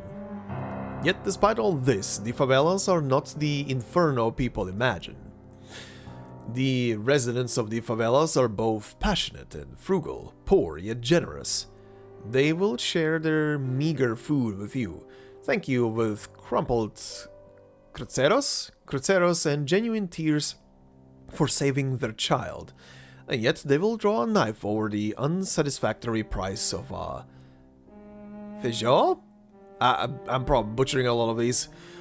A person's death merely adds another silent corpse to the river, and sometimes even the deceased's family remains indifferent. Retired Xeno soldiers conduct charity work here, seeking alternatives to gang life for the youth. Sports fields, the military, labor cooperatives. No matter what, this is a land full of vitality. Despite the spread of crime, like the ever-flowing river beside them, their lives continue. This hellborn ship still sails through the troubled waters of Sao Paulo's fate, as it did before I arrived here, and perhaps will continue to do so long after I leave. All of Latin America suffers because of its imbalanced wealth, and is torn apart by insatiable greed. One person's poverty is another's feast. Suffering nourishes happiness like the two banks of a river, clearly divided. Dear reader, this is the land I currently inhabit. A friend from afar. Right. Okay, so a bit of a retrospective piece on the place that she's currently in and the troubles they are facing. Interesting, but they are signing it off with a friend from afar, huh? That is also very interesting. Okay, Conch, what do you have? I have some news you'll be happy to hear. Sure, and I think I can normally scroll your text again now, considering it looks normal now. I'll spare you 1 minute. Trust me, you'll wish you had more than a minute for this. It involves a mutual friend of ours, a long-lost acquaintance you've been searching for. Uh-huh. Doctor, writer. She goes by many titles, just like you and I. Sadly, in her current state, her brain capacity is limited. Oh. In her current state, her brain capacity is limited. Go on. It's just like after that fateful battle ended. Few survived to remember her awe-inspiring feats. Uh-huh. Now, this kind-hearted doctor has become a crucial part of another wicked scheme, of which our dear Admiral is well aware. Okay, so the voice of the veteran guy here is also someone who maybe served in the same war as Erd, I guess? Because they keep calling her Erd, I'm gonna refer to Erd that he's mentioning there. But I would say this guy should be way more aware than... Maybe they both just know something. This is something that we don't know right now. Okay. Okay. What does he know? What scheme? What does he know? An orchestra without a conductor can barely play a symphony. Recognizing that missing vital piece, the Admiral seized the opportunity without hesitation. Experience gives a veteran his scars, yes, but also a scrap of wisdom. He knew he should gain the upper hand in this one-sided gamble. Okay, go on. Your minute's up. Time certainly does fly, doesn't it? Don't stop now, you dickhead! I'll be back when there's a new development. Oh, for fuck's sake. Stay alive if you can. I'd like to keep reading reports for you. Thanks. Thanks. It's fuck's sake. They love teasing. I hate them. The final curtain, huh? Oh, we're back at the Foundation, I'm guessing, considering the background right now. Vertin, there's our squad, there's Duncan, and I guess no one else? Okay. Everything is a mess. Everything has come to an end. Perhaps there's still a chance. Is it gonna end on this note, or is there gonna be one more? Let's see.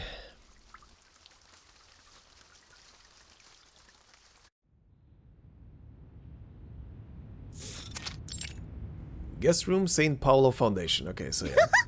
I never knew that so many people lived on the river.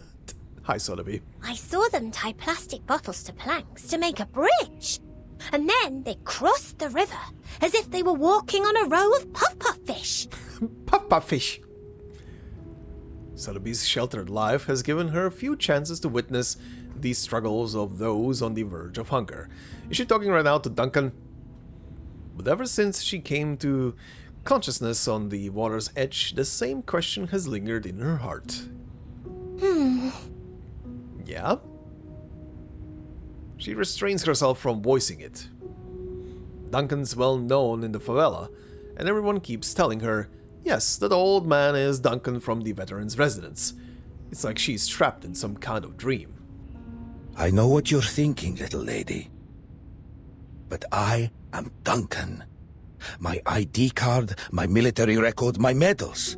They all prove it. Okay. As for your friend, Mr. Carson, listen, I know it's hard, but at some point we have to move on. Aww. Thank you for the advice. It's just... Oh, that face right now. Oh no. Oh, Sotheby, no. Pardon me. The Foundation staff member gently pushes open the door. My apologies for interrupting. Miss Sotheby, I heard about what happened in the favela. Thanks to your efforts, Zeno has been able to recruit a new group of spirited youths. The staff member then turns to Mr. Duncan. Sotheby gives a proud nod. She's more than just a pretty dress. She did her very best to help her friends in the favela while the others were busy with their missions. Mr. Duncan, we need to record your information and cross-reference it with that of Mr. Carson, who was lost during the storm of 1929. It's bewildering, isn't it? How could there be another Mr. Carson? Mm-hmm. Good question. 1929? Oh? Is he reacting to it because of, what's the word? Because of, the year being somehow significant to him, or just bewilderment of that's from when Mr. Carson is? A fervent era filled with ambition, dreams, and madness. Please come with me, Mr. Duncan. It won't take long. After that, you'll need to initiate the procedures for your re-enlistment in the Zeno Arms Academy. While the said procedures are underway, the rehab center will take care of the injuries you sustained in Sao Paulo. Welcome back to our cause. Okay, so that's how he joins up, huh? He rejoins Zeno, like properly, and that then gets put into duty to a duty through the Timekeeper, I guess.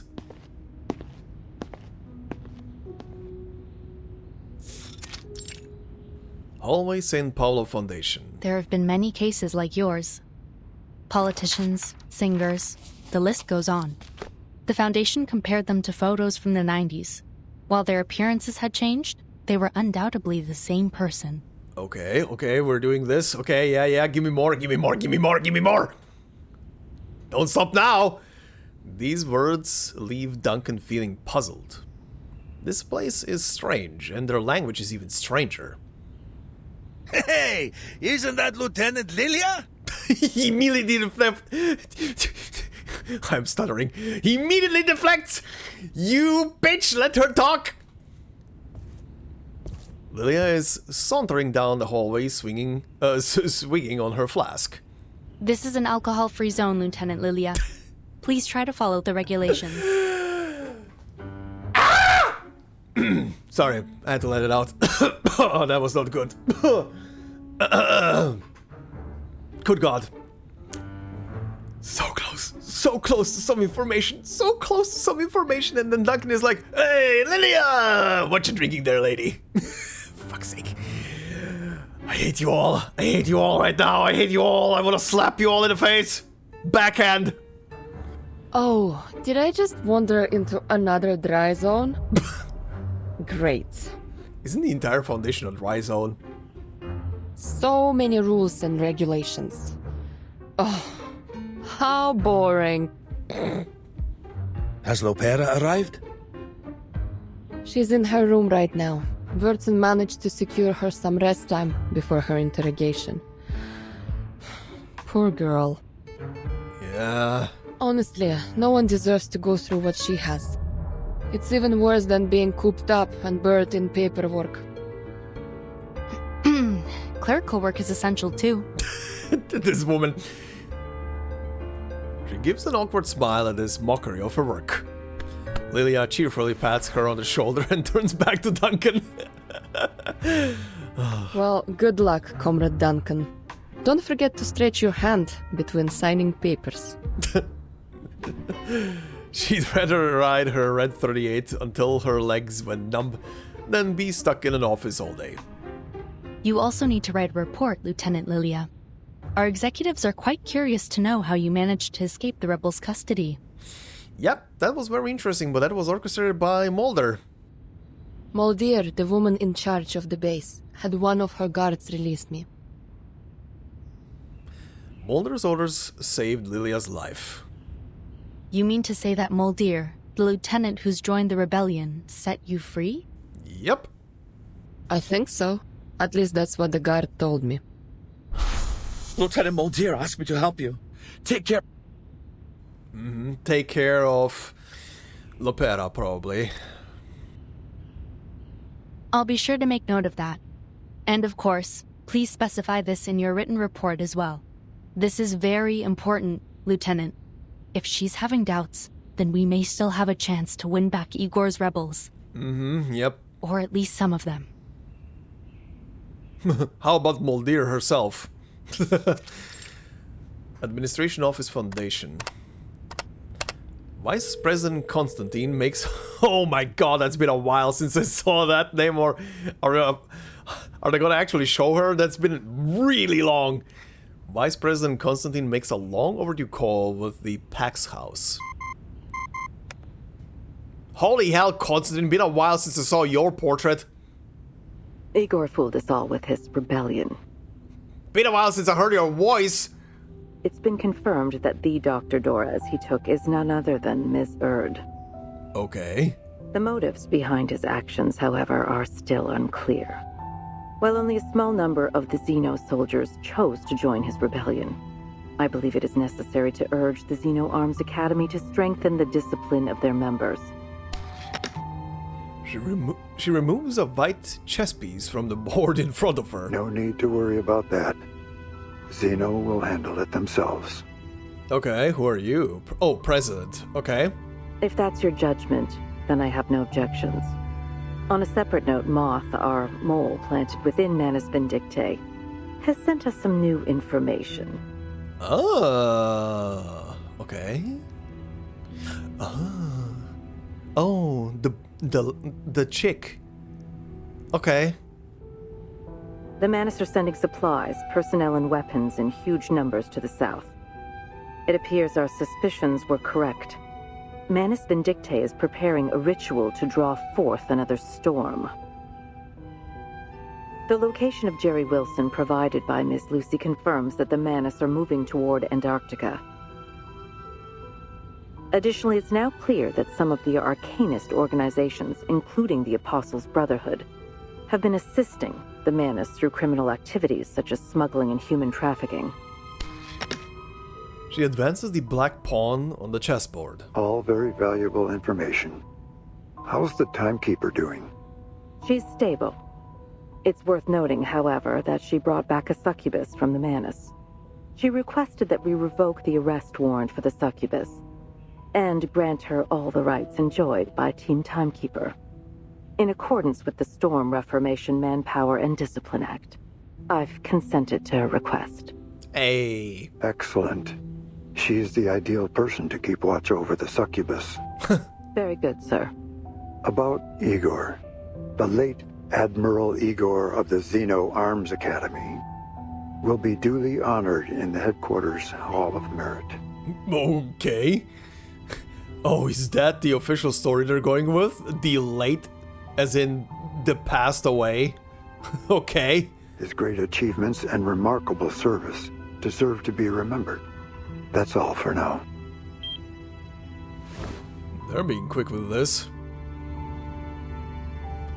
The Admiral's betrayal has already cast a lasting shadow over the optimistic 90s.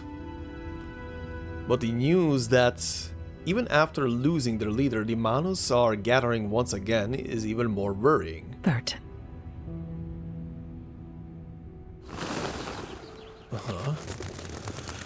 Okay. Speaking of Vertin, guest room. London, Lima, Ushuaia. The Foundation's reports detail many cases like Duncan's. One familiar face after another turned into someone else. The storm has brought everyone with it...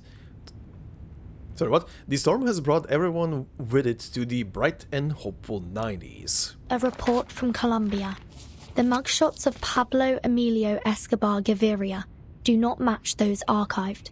Similar anomalies have appeared for other notable figures. Okay, I like it. They're definitely going into this finally with the whole doppelganger thing.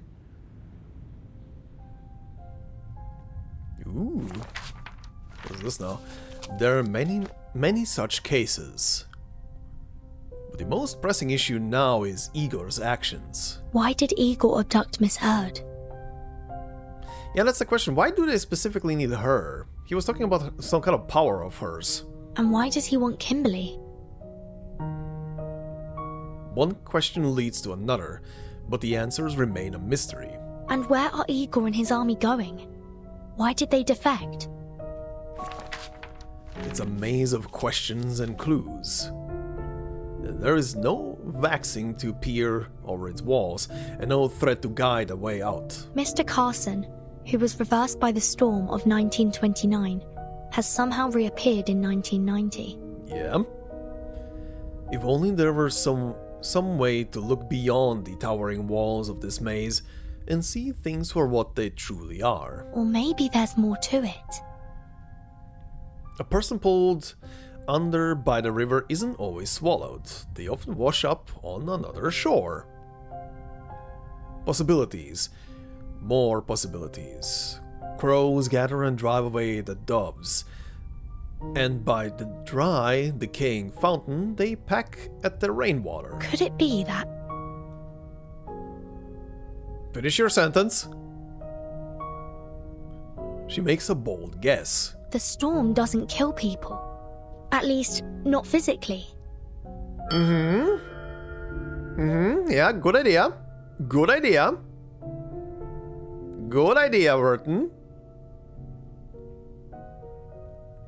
Good idea. I mean, I'm personally toying still around with the whole thing of that the storm is just what's the word? Just rearranging, rewriting history, and just placing people in different kind of like life situations, like going down just a slightly different path in life, ending up in a different position, being the same person but not really being the same person. Maybe. Nice. Nice. Okay. Okay, I'm gonna guess this is gonna be the last one then. Monologues. A person is the total sum of their past. Also, Lopera and Anjo, huh? Okay, let's see. Let's see. Time to end this chapter. Ooh, I like where this is going. Lopera picks up her gun and loads the bullets one by one. 1, 2, Oops. 3. Use me, empty eyes, Lopera. Can we not? There are no enemies, no targets, no opponents. She has never raised her gun so aimlessly before. She's lost, like a hunter in the wilderness, with no place to go and no home to return to. Holy shit! Shots on target. 3 shots in exactly the same place, holy hell. 3 bullets are shots, but they leave only 1 hole.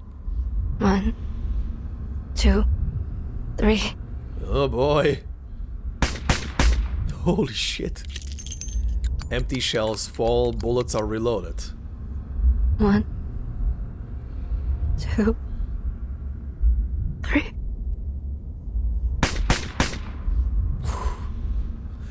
Oh, she's so gone. She's so gone mentally. Oh boy.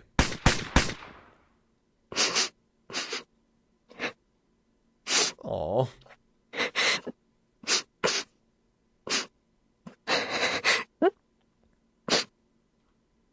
Aww. The room is riddled with bullet holes. Lopera is numb. She mechanically pulls the trigger. The gun doesn't respond. Lies. Deception. Betrayal. She loosens her grip and the revolver falls to the floor. You planned to kick me out. Right from the very beginning, didn't you? A plan that never included her. Or did you never even trust me in the first place? Was this all some kind of game to you? Molly? Aww. She's lost and alone. Nothing but herself and the hollow sound of the wind blowing through the window. Aww. She drops to the floor and curls up against the wall. Why?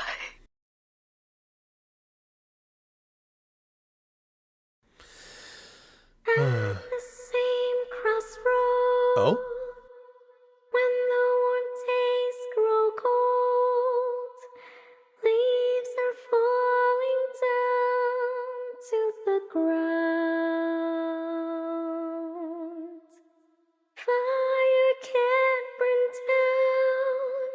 I passed into ashes by now.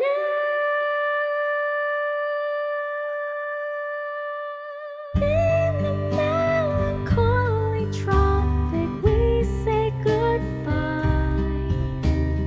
I see whispers in your eyes. In the melancholy tropic, we kiss goodbye.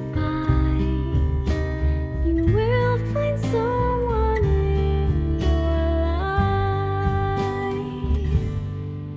You will find the love of your life.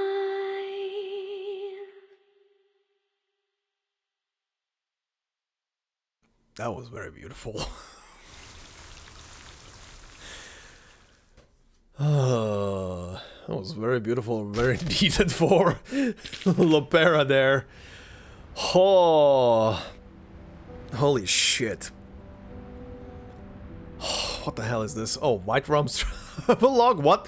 She sails down the river of time from the golden age of piracy to the end of this century. White Rum's travelogue is now available. Oh, okay, before I say anything anymore, considering this is definitely the finale, let me just check this. Oh, interesting. Okay, I have a feeling this has story. Considering the episode is already gonna be very long at this point, I'm gonna just gonna ask this from you guys here.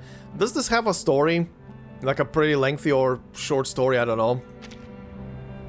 You can answer me, and maybe if it's long enough, I'll do another episode this week and follow it up with whatever White Rum's thing is here. Anyway, let's do this first. A call to gather. Guys, you've got to see this. This is the discovery of the century. The best way to rally co-workers together. Join the gathering. What the? Oh, it's these guys again. Cryptographers assemble. Oh no, not these shits again. You guys, look at this. Okay, blah blah blah blah blah blah numbers. The researcher excitedly waves a scrap of paper like it's a treasure map to a new continent, circling the group and letting the paper flutter in front of each person. Okay. More numbers? What are you talking about? More numbers? Are those RGB values? More numbers? Has John Teeter infected you? Speak in human language or we're leaving. The gibberish on these papers might be a treasure map. You have to help me crack it. Where's Ulrich? Probably standing in line to buy a ship ticket to Australia. He won't be back for a while. Where did you get this? There was a box of punch cards outside the computer room. I tossed them all into the decoder. You should stop wasting your time. Those might be Ulrich's discarded scribbles for all we know. Okay, I have a dumb feeling this is gonna be something in the future. They didn't just place this for shits and giggles here, I would say. Okay. Interesting. We'll see if I remember any of that. Okay, Lopera's final thing. Its owner has yet to come up with a more ingenious way to win, but at least it provided a little thrill whenever her trick worked. Alright. Let's see. Oh, with this picture? Well, that's gonna be great. Okay, once again from the top. I never thought it was a disgrace. On the contrary, it was the most honorable task Zeno ever gave me. So this is from the bullet casings. This one of mine rarely won against the other one in training. Okay, that's from earlier in this very episode. The revolvers and the dice. Anyway, isn't winning what matters? Do you really Expect me to hand over control to the fickle goddess of fate? Yeah, okay. Lopera's Path, 1:32 a.m.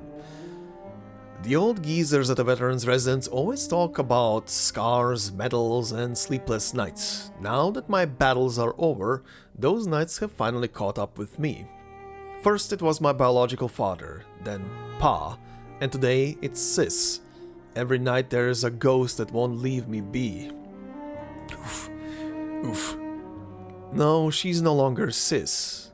What should I call her? Igor's lackey or the rebel's watchdog? Okay, so yeah, this... is this the first one? I think, yeah, this is kind of like the first one that is taking place all the way in the present, it's even post-story. Forget it, it doesn't matter. Let's just call her by her name, Moldir. Uttering those familiar yet strange syllables one at a time, a question pops into my mind, making me shiver. Next time we meet, will you pull the trigger? Mierda, don't ask me that. When did I become so weak and useless? When did I start depending on people?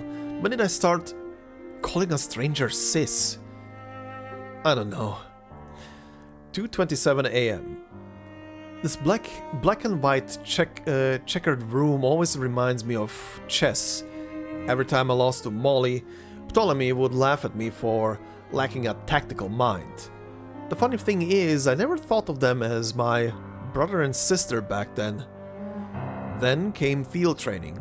My competitive streak got me a nasty cut. Molly shoved the scarred soldiers aside and cradled my head in her lap. It was the hottest day of the year in Sao Paulo. The ground and air were scorching, and warm, moist drops hit my cheeks. Between the shouts for a medic, I caught a hint of panic in her voice. After that, I saw Molly differently. Turns out the tough, reliable adjutant had a soft side too. Wait, was that sweat dripping on my cheeks? Was that sweat dripping on my cheeks back then? Huh, good question. Could be also tears. 4:18 a.m. Molly said she was afraid of the cold, so on those rare cold nights in Sao Paulo, there was always someone else in my bed. She liked to call me an unquenchable crucible, and I'd joke about tossing her long hair into the fire to make a piñata. Back then we were like real sisters. I nearly believed we were a normal family. Very interesting. She's afraid of the cold and she's going to the Antarctic right now. That's gonna be fun. I know I sleep like a pig. In the middle of the night, I'd find her curled up in the corner while I hog the blanket. I know she didn't hate the cold as much as she claimed. She just... Okay, interesting. In the end, we were never normal sisters, and we could never enjoy a normal life. Now I've lost my identity and my siblings. I'm just Lopera, but who is Lopera anyway? 5:33 a.m. The unfamiliar sound of birds outside the window means I've finally experienced my first sleepless night. Go ahead, chirp away. I envy you simple creatures. At least you have a nest to return to after catching your worms. In 27 minutes, the dormitory door will be pushed open after 3 knocks, and Molly will find a way to drag me to the morning training drill. Something warm and moist fell from my eye. It was something I rarely got to experience, at least as far as I can remember. No, it was just something brought about by sleepiness and yawning. Sister, next time we meet, maybe I will pull the trigger. Jesus Christ. Okay. That's gonna be an interesting meeting. That will be an interesting meeting for these two. Okay, but this is then the end for this story chapter. Ooh, baby, this was something else, especially the ending. The ending was probably the most interesting thing about the whole thing. The doppelganger stuff coming back up finally, and questions being asked about it. Honestly, even seeing the doppelganger stuff also in sort of seeing it in Cosmic Overture as well. Cosmic Overture obviously didn't do shit to explain anything. They just rolled with it and gave you another piece of the puzzle, I guess, or added more people to the pile. But yeah, this is very interesting. So Vertin is definitely making her own guesses here as to what could be happening. But yeah, she could be right. I mean, the doctor did say that she doesn't remember any of that stuff, but she definitely has like a pull towards certain things, and she doesn't know why. So if she also got reversed and knows what Earth was doing, yeah, I mean, could be a lot of things. Again, like I said earlier, I have my own theory about just being like the reverse being not really being a reverse, but literally a scramble of time, replacing and placing people in different positions and different experiences in life. Maybe? I don't know. We'll see. Again, we'll see. Everybody has their own theories. I've seen them from you guys in the past, and they were also very interesting, so it's still a race. I guess it's still a race to see who is gonna be right. It's exciting. But yeah, damn. This is a very emotional chapter as well. Very emotionally loaded. From almost the start to the finish. With Anjo, then with Sotheby meeting Duncan, who definitely probably is just another version of Mr. Carson, which is very wild. I do still love the fact that I've seen Duncan such a long while ago, but yeah, he and Carson don't really look the same. Oh, and yeah, again, Duncan did react very interestingly to the year 1929, but never said anything about why specifically. I'm just gonna speculate the logical thing, and he reacted because, you know, he at this point is aware of Carson, but hearing that Carson lived in 1929 probably just shocked the hell out of him. Like, what? This is the year from where Carson is from? That's crazy. considering where he is from. So yeah, interesting. Would be funny if he would have said 1929, that's the year I was born in. That would have been funny as hell. But yeah, interesting. Definitely interesting. And yeah, the whole Xeno thing, or rather Igor's thing of betraying the Foundation and Xeno in general, taking his own soldiers and Moldir, and following Manus, but still declining Manus's whole thing with the masks, claiming that his soldiers will be loyal to the whole thing as long as Igor is loyal to the whole thing. It's interesting. I would not be opposed to the idea if the plot with Igor is that he isn't really betraying. I mean, he did some bloodthirsty things there to prove his allegiance to Manus, but I would not be opposed to the whole thing if he went down the dark path, because this is the only way he sees to uncover what he needs to uncover, and maybe slip into the ranks of Manus to maybe find out more stuff about them. Maybe even find out a way, if he can be close to Arcana, to find a proper way to kill her, like for good kill her. Considering they're definitely now working 100% on bringing her back. Again, I'm gonna see when that's gonna happen. I'm presuming it's gonna happen in one of the next chapters of the main story then. If we're going to the Antarctic in I remember that chapter 9 was the one where the guy in bandages and the whole thing was kind of themed after like D&D and shit, and something prison related. I obviously don't know the details. I just know from like visual aspects from what I remember from the patch back when it landed. And the Antarctic shit is after that. Okay. We'll see. I have to be patient now. Now I'm back on the track of the main story.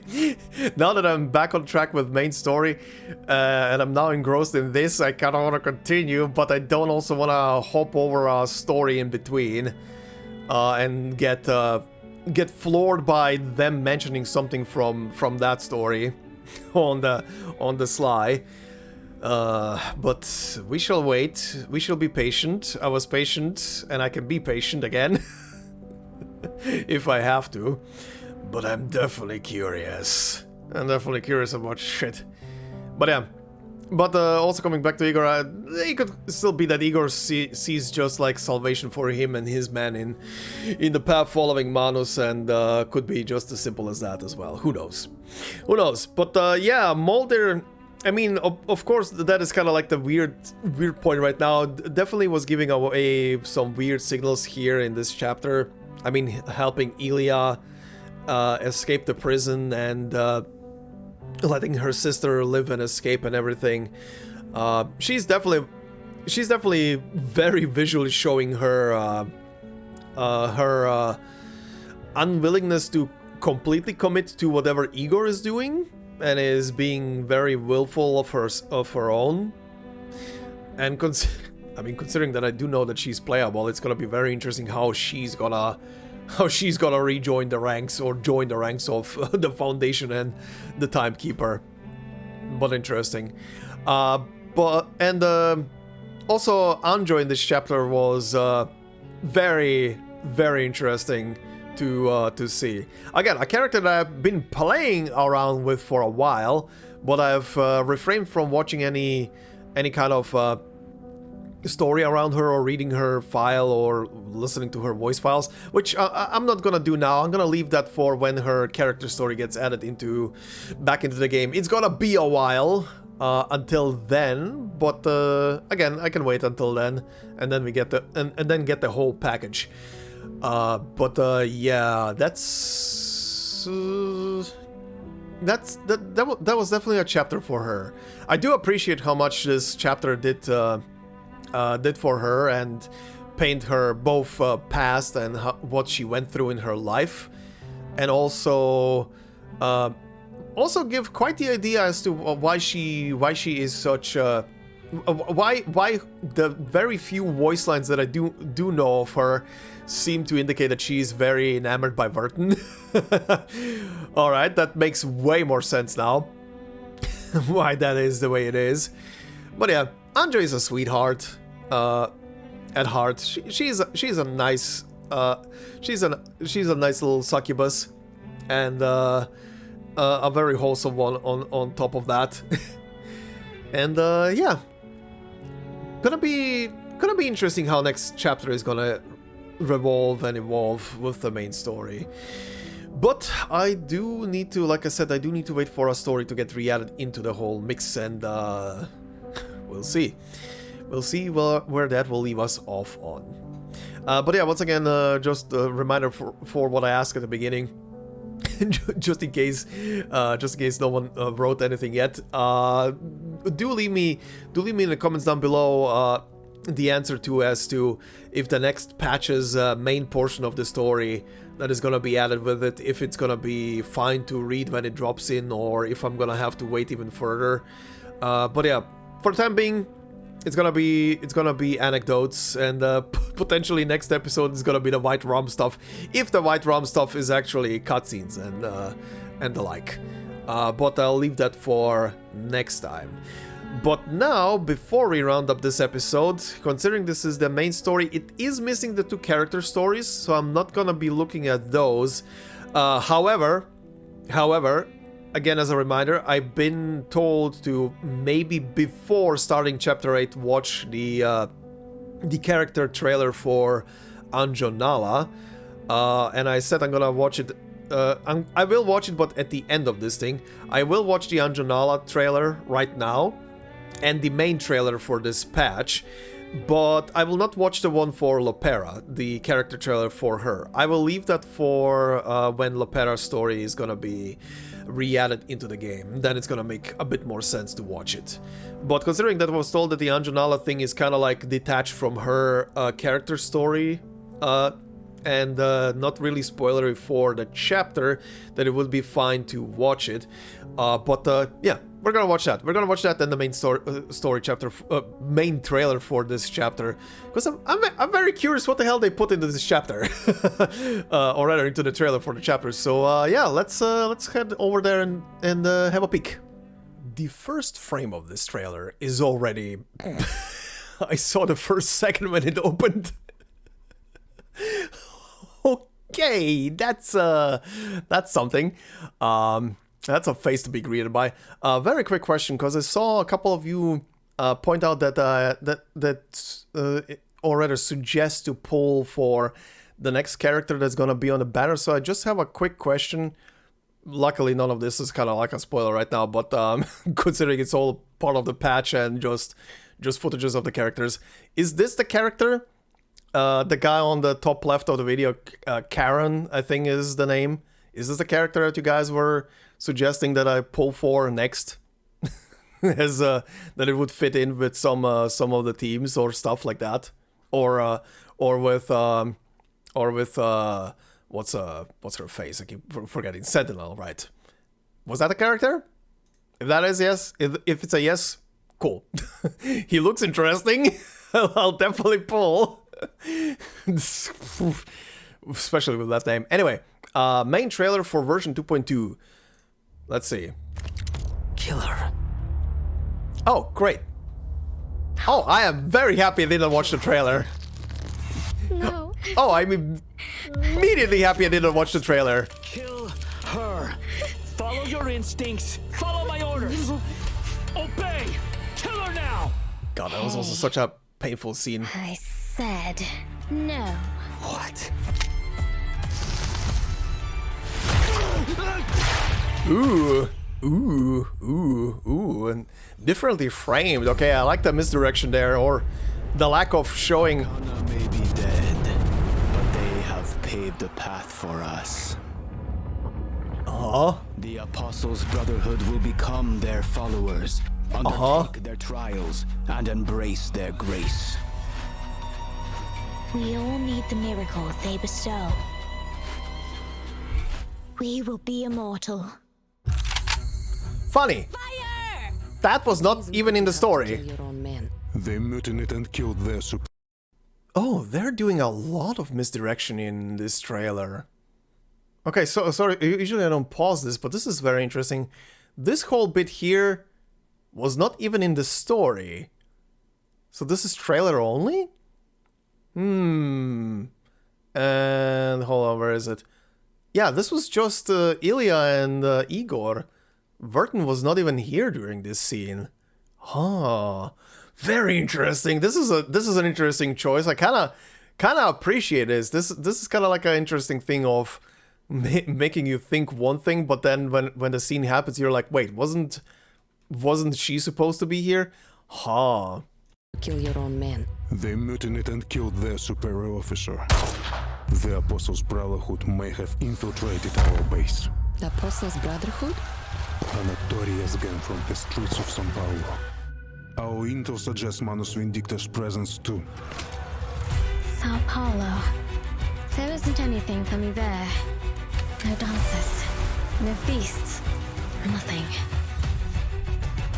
In this city, Arcanists and humans live side by side. Both are equally passionate, albeit touchy. Violence is far from a means to... Alright. It's a tool. And one all too readily used. Oh shit. Yeah, this scene was definitely something else. Hanjo on a blood path. Oh. Wait! My apologies. It seems I've killed the wrong people.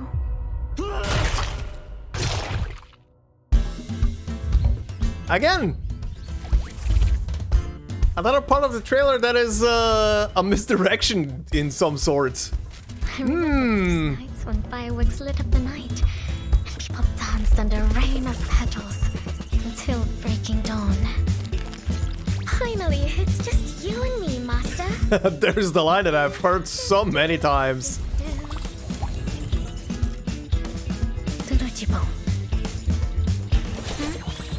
Oh, I see. Oh, you must be quite the singer yourself, right?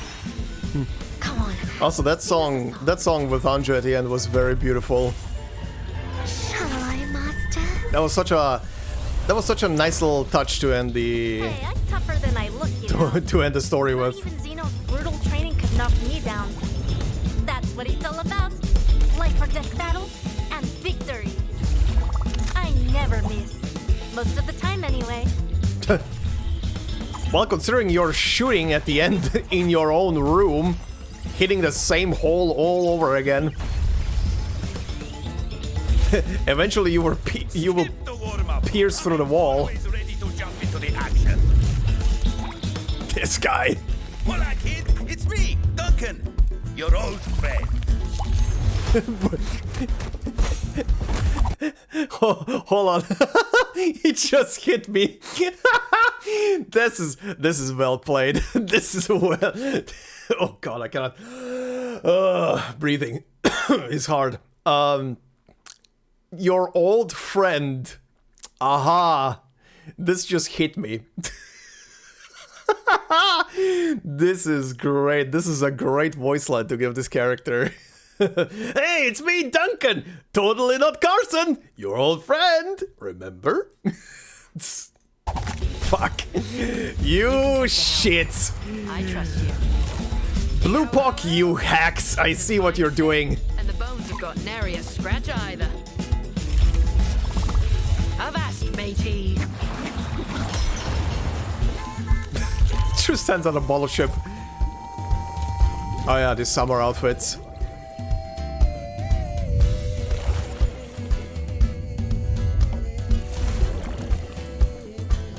The sparkling of the sea, the shimmer. This is a very nice selection of A light to follow. very pretty summer outfits, actually. Be fearless, whether you're an icy wind or scorching heat. Splash in the water. It's fun to read on the beach, but now I'm seeing spots. That one just looks cute. This place is a real page turner. A flower instead of the lantern. That is also very nice. Daylight here reminds me of the island. It's so bright, as if it could pass straight through my brain and project the answers from my mind onto the lake's surface. Fluidity and fluctuation. A hypothesis. I find it very funny that her her summer attire looks more like a proper dress than her actual attire. Oh god.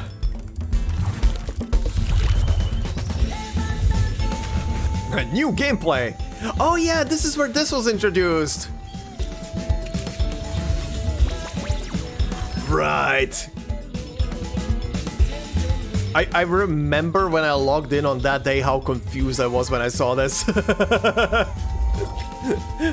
was like, what the shit is this?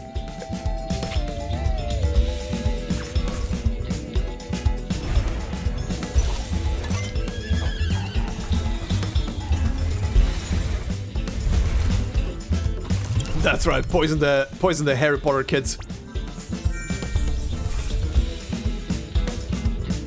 Excuse me, match 4? Uh-huh.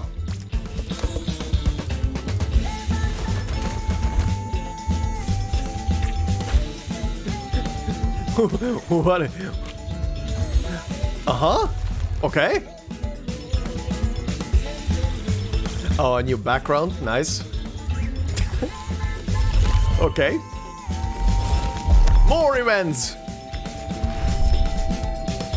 Oh, 2 anecdotes, huh? Oh, funny. Funny, out of the 2, I already saw the Mesmer one. But, yeah, 37 is definitely gonna be the next one I'm gonna be reading.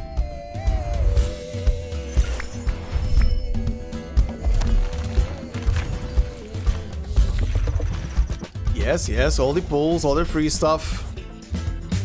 All these stuff.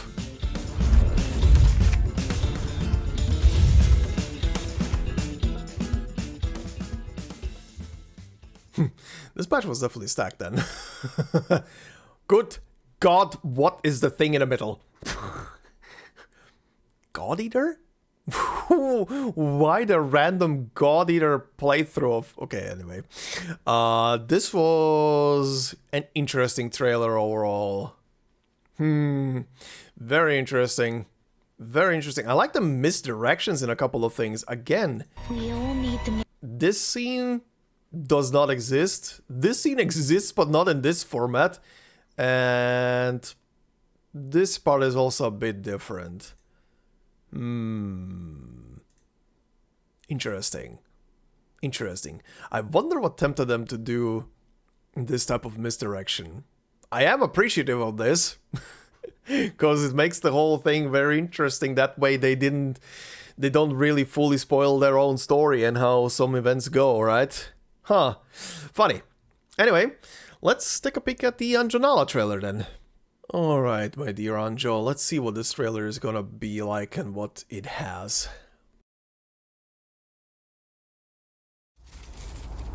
Autumn, 1990. Okay. Sorry, I immediately see a couple of interesting people there. Also, what the shit? Are they missing their heads? They are. What the fuck? These statues. Succubus. Come on down, Kimberly. Who are these people? Oh, this is the rest of this group, I guess. Uh-huh. Interesting characters? The seal was her shackle. No.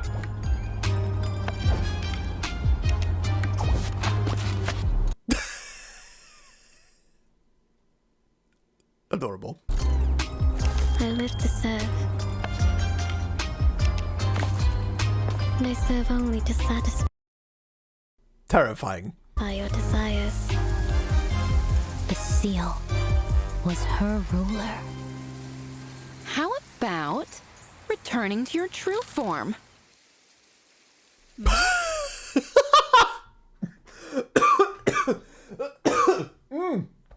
I have to stop. I have to physically stop myself from laughing right now. Oh, my lungs. Okay. My, you're a demon through and through. Incredible. One swing of that tail and I'd be dead. Fucking assholes. Look, I will not lie. I would pet her as well. Anyway. Draw them in, Kimberly. Crush their necks, Kimberly.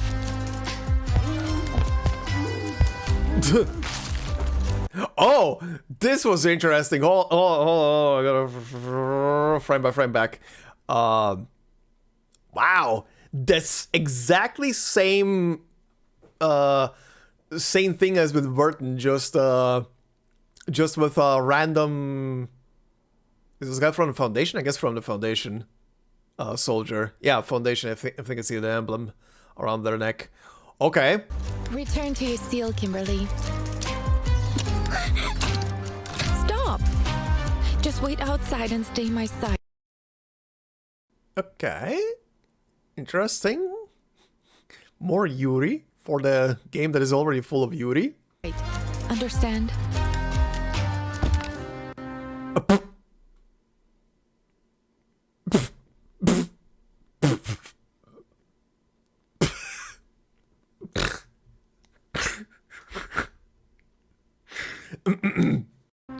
Get off me, Kimberly.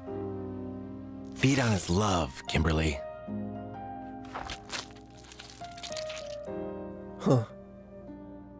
He was devoted to his family and faith, but now he's just a walking corpse.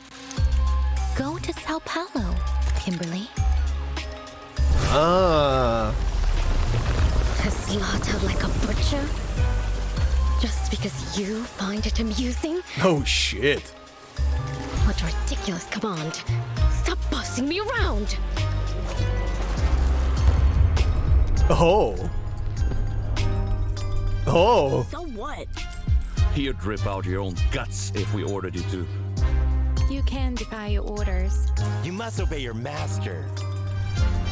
You're a lamb to the slaughter.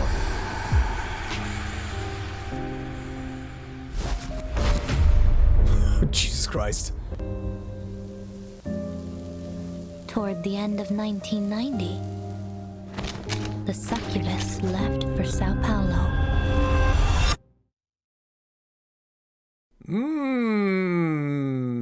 Interesting.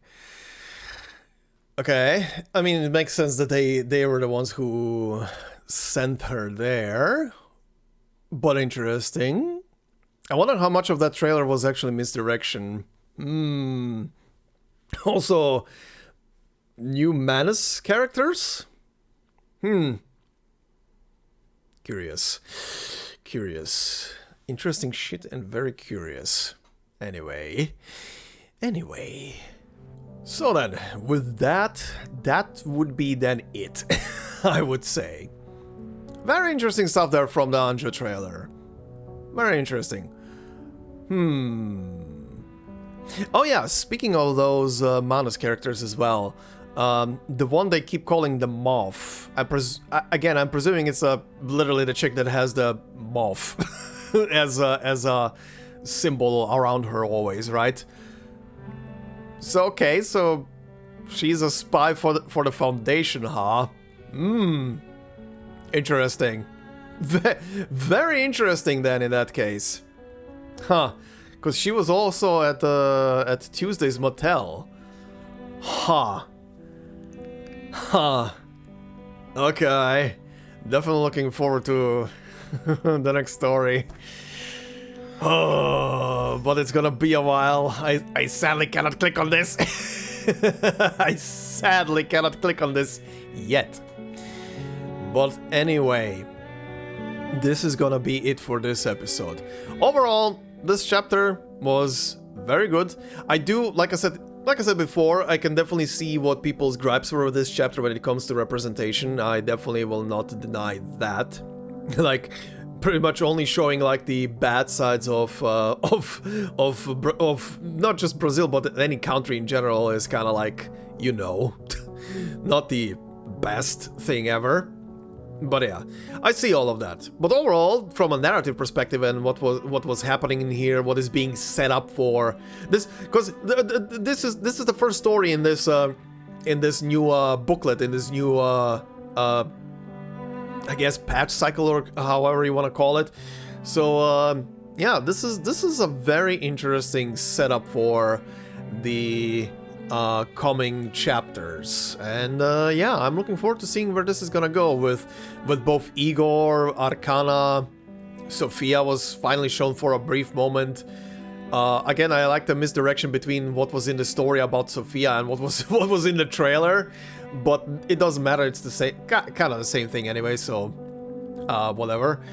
But yeah, a lot of very interesting things happened. A lot of heartbreaks. A lot of heart-wrenching moments. Again, probably my personal thing that hit me in the feels is the whole Sotheby and Carson thing. That definitely hit very heavily. Very, very heavily.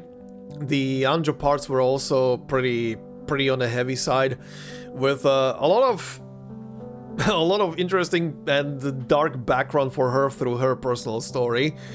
But now she's free, and she can enjoy her freedom. Well, to some degree, she's with the Timekeeper and under the watchful eyes of the Foundation, but at least, you know, no one can give her give her an order that she absolutely has to follow through. She can always say no to orders, even if there's gonna be some repercussions. But yeah, interesting shit. And yeah, this was great. This was great. Overall, this was very good. I wish I could have talked more or reacted more during this finale. Again, apologies, but a sickness is a sickness, and I cannot speak too loudly or for too long extended periods of time. Otherwise, my lungs are being like, nah, you're not doing this. But yeah, anyway, I'm looking forward to the next story that's gonna come around. We'll see what that one is gonna be. I'm gonna wait for you guys to tell me in the comments if the next patch's main portion of the story is gonna be free for me to hop in or not. Again, if it's gonna be minor spoilers for whatever main story it is gonna be mentioning, sorta like what Chinatown was, then I hope you guys will not mind if I hop into that story just to have something something to play through, right? But again, we'll see. We'll see when that comes around and what you guys are gonna tell me about it. In the meantime, there is a lot of anecdotes. A lot of anecdotes to go through, and we're gonna tackle them slowly over time. Probably, like I said at the beginning of the video, with like 1 or 2 episodes per week. To keep this thing going slowly, and we'll see where that's gonna lead us. 37 is gonna be definitely the first one. That's gonna be definitely the next video then in the Let's Play. that's gonna be an interesting one. The 101st video is gonna be 37. I don't know if she likes that.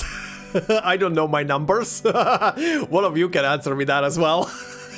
Would that be to 37's liking to be on episode 101, or would it piss her off? But yeah, anyway, this will be it for this part. I'm gonna go and make myself some more tea. I'm currently out. And give my lungs some rest to recuperate a bit more. And in the meantime, thank you guys very much for watching and listening. Hope you enjoyed this episode, this 100th episode of the Let's Play. And yeah, if you did so, please consider leaving a like. It would help out a lot. If you're new to the channel, consider subscribing. I mean, for anybody who has watched, you know, a couple of episodes or from first episode up until now and you're not subscribed yet, what are you waiting for? But yeah, if you want to support me more directly, as always, there is memberships on the channel, and as I always say, no video will be behind a membership. It's purely there for support, so thank you very much to all the members already doing so. Much appreciated. And yeah, I hope you all have a fantastic day wherever you are, and I will see you in the next video. Until then, bye bye.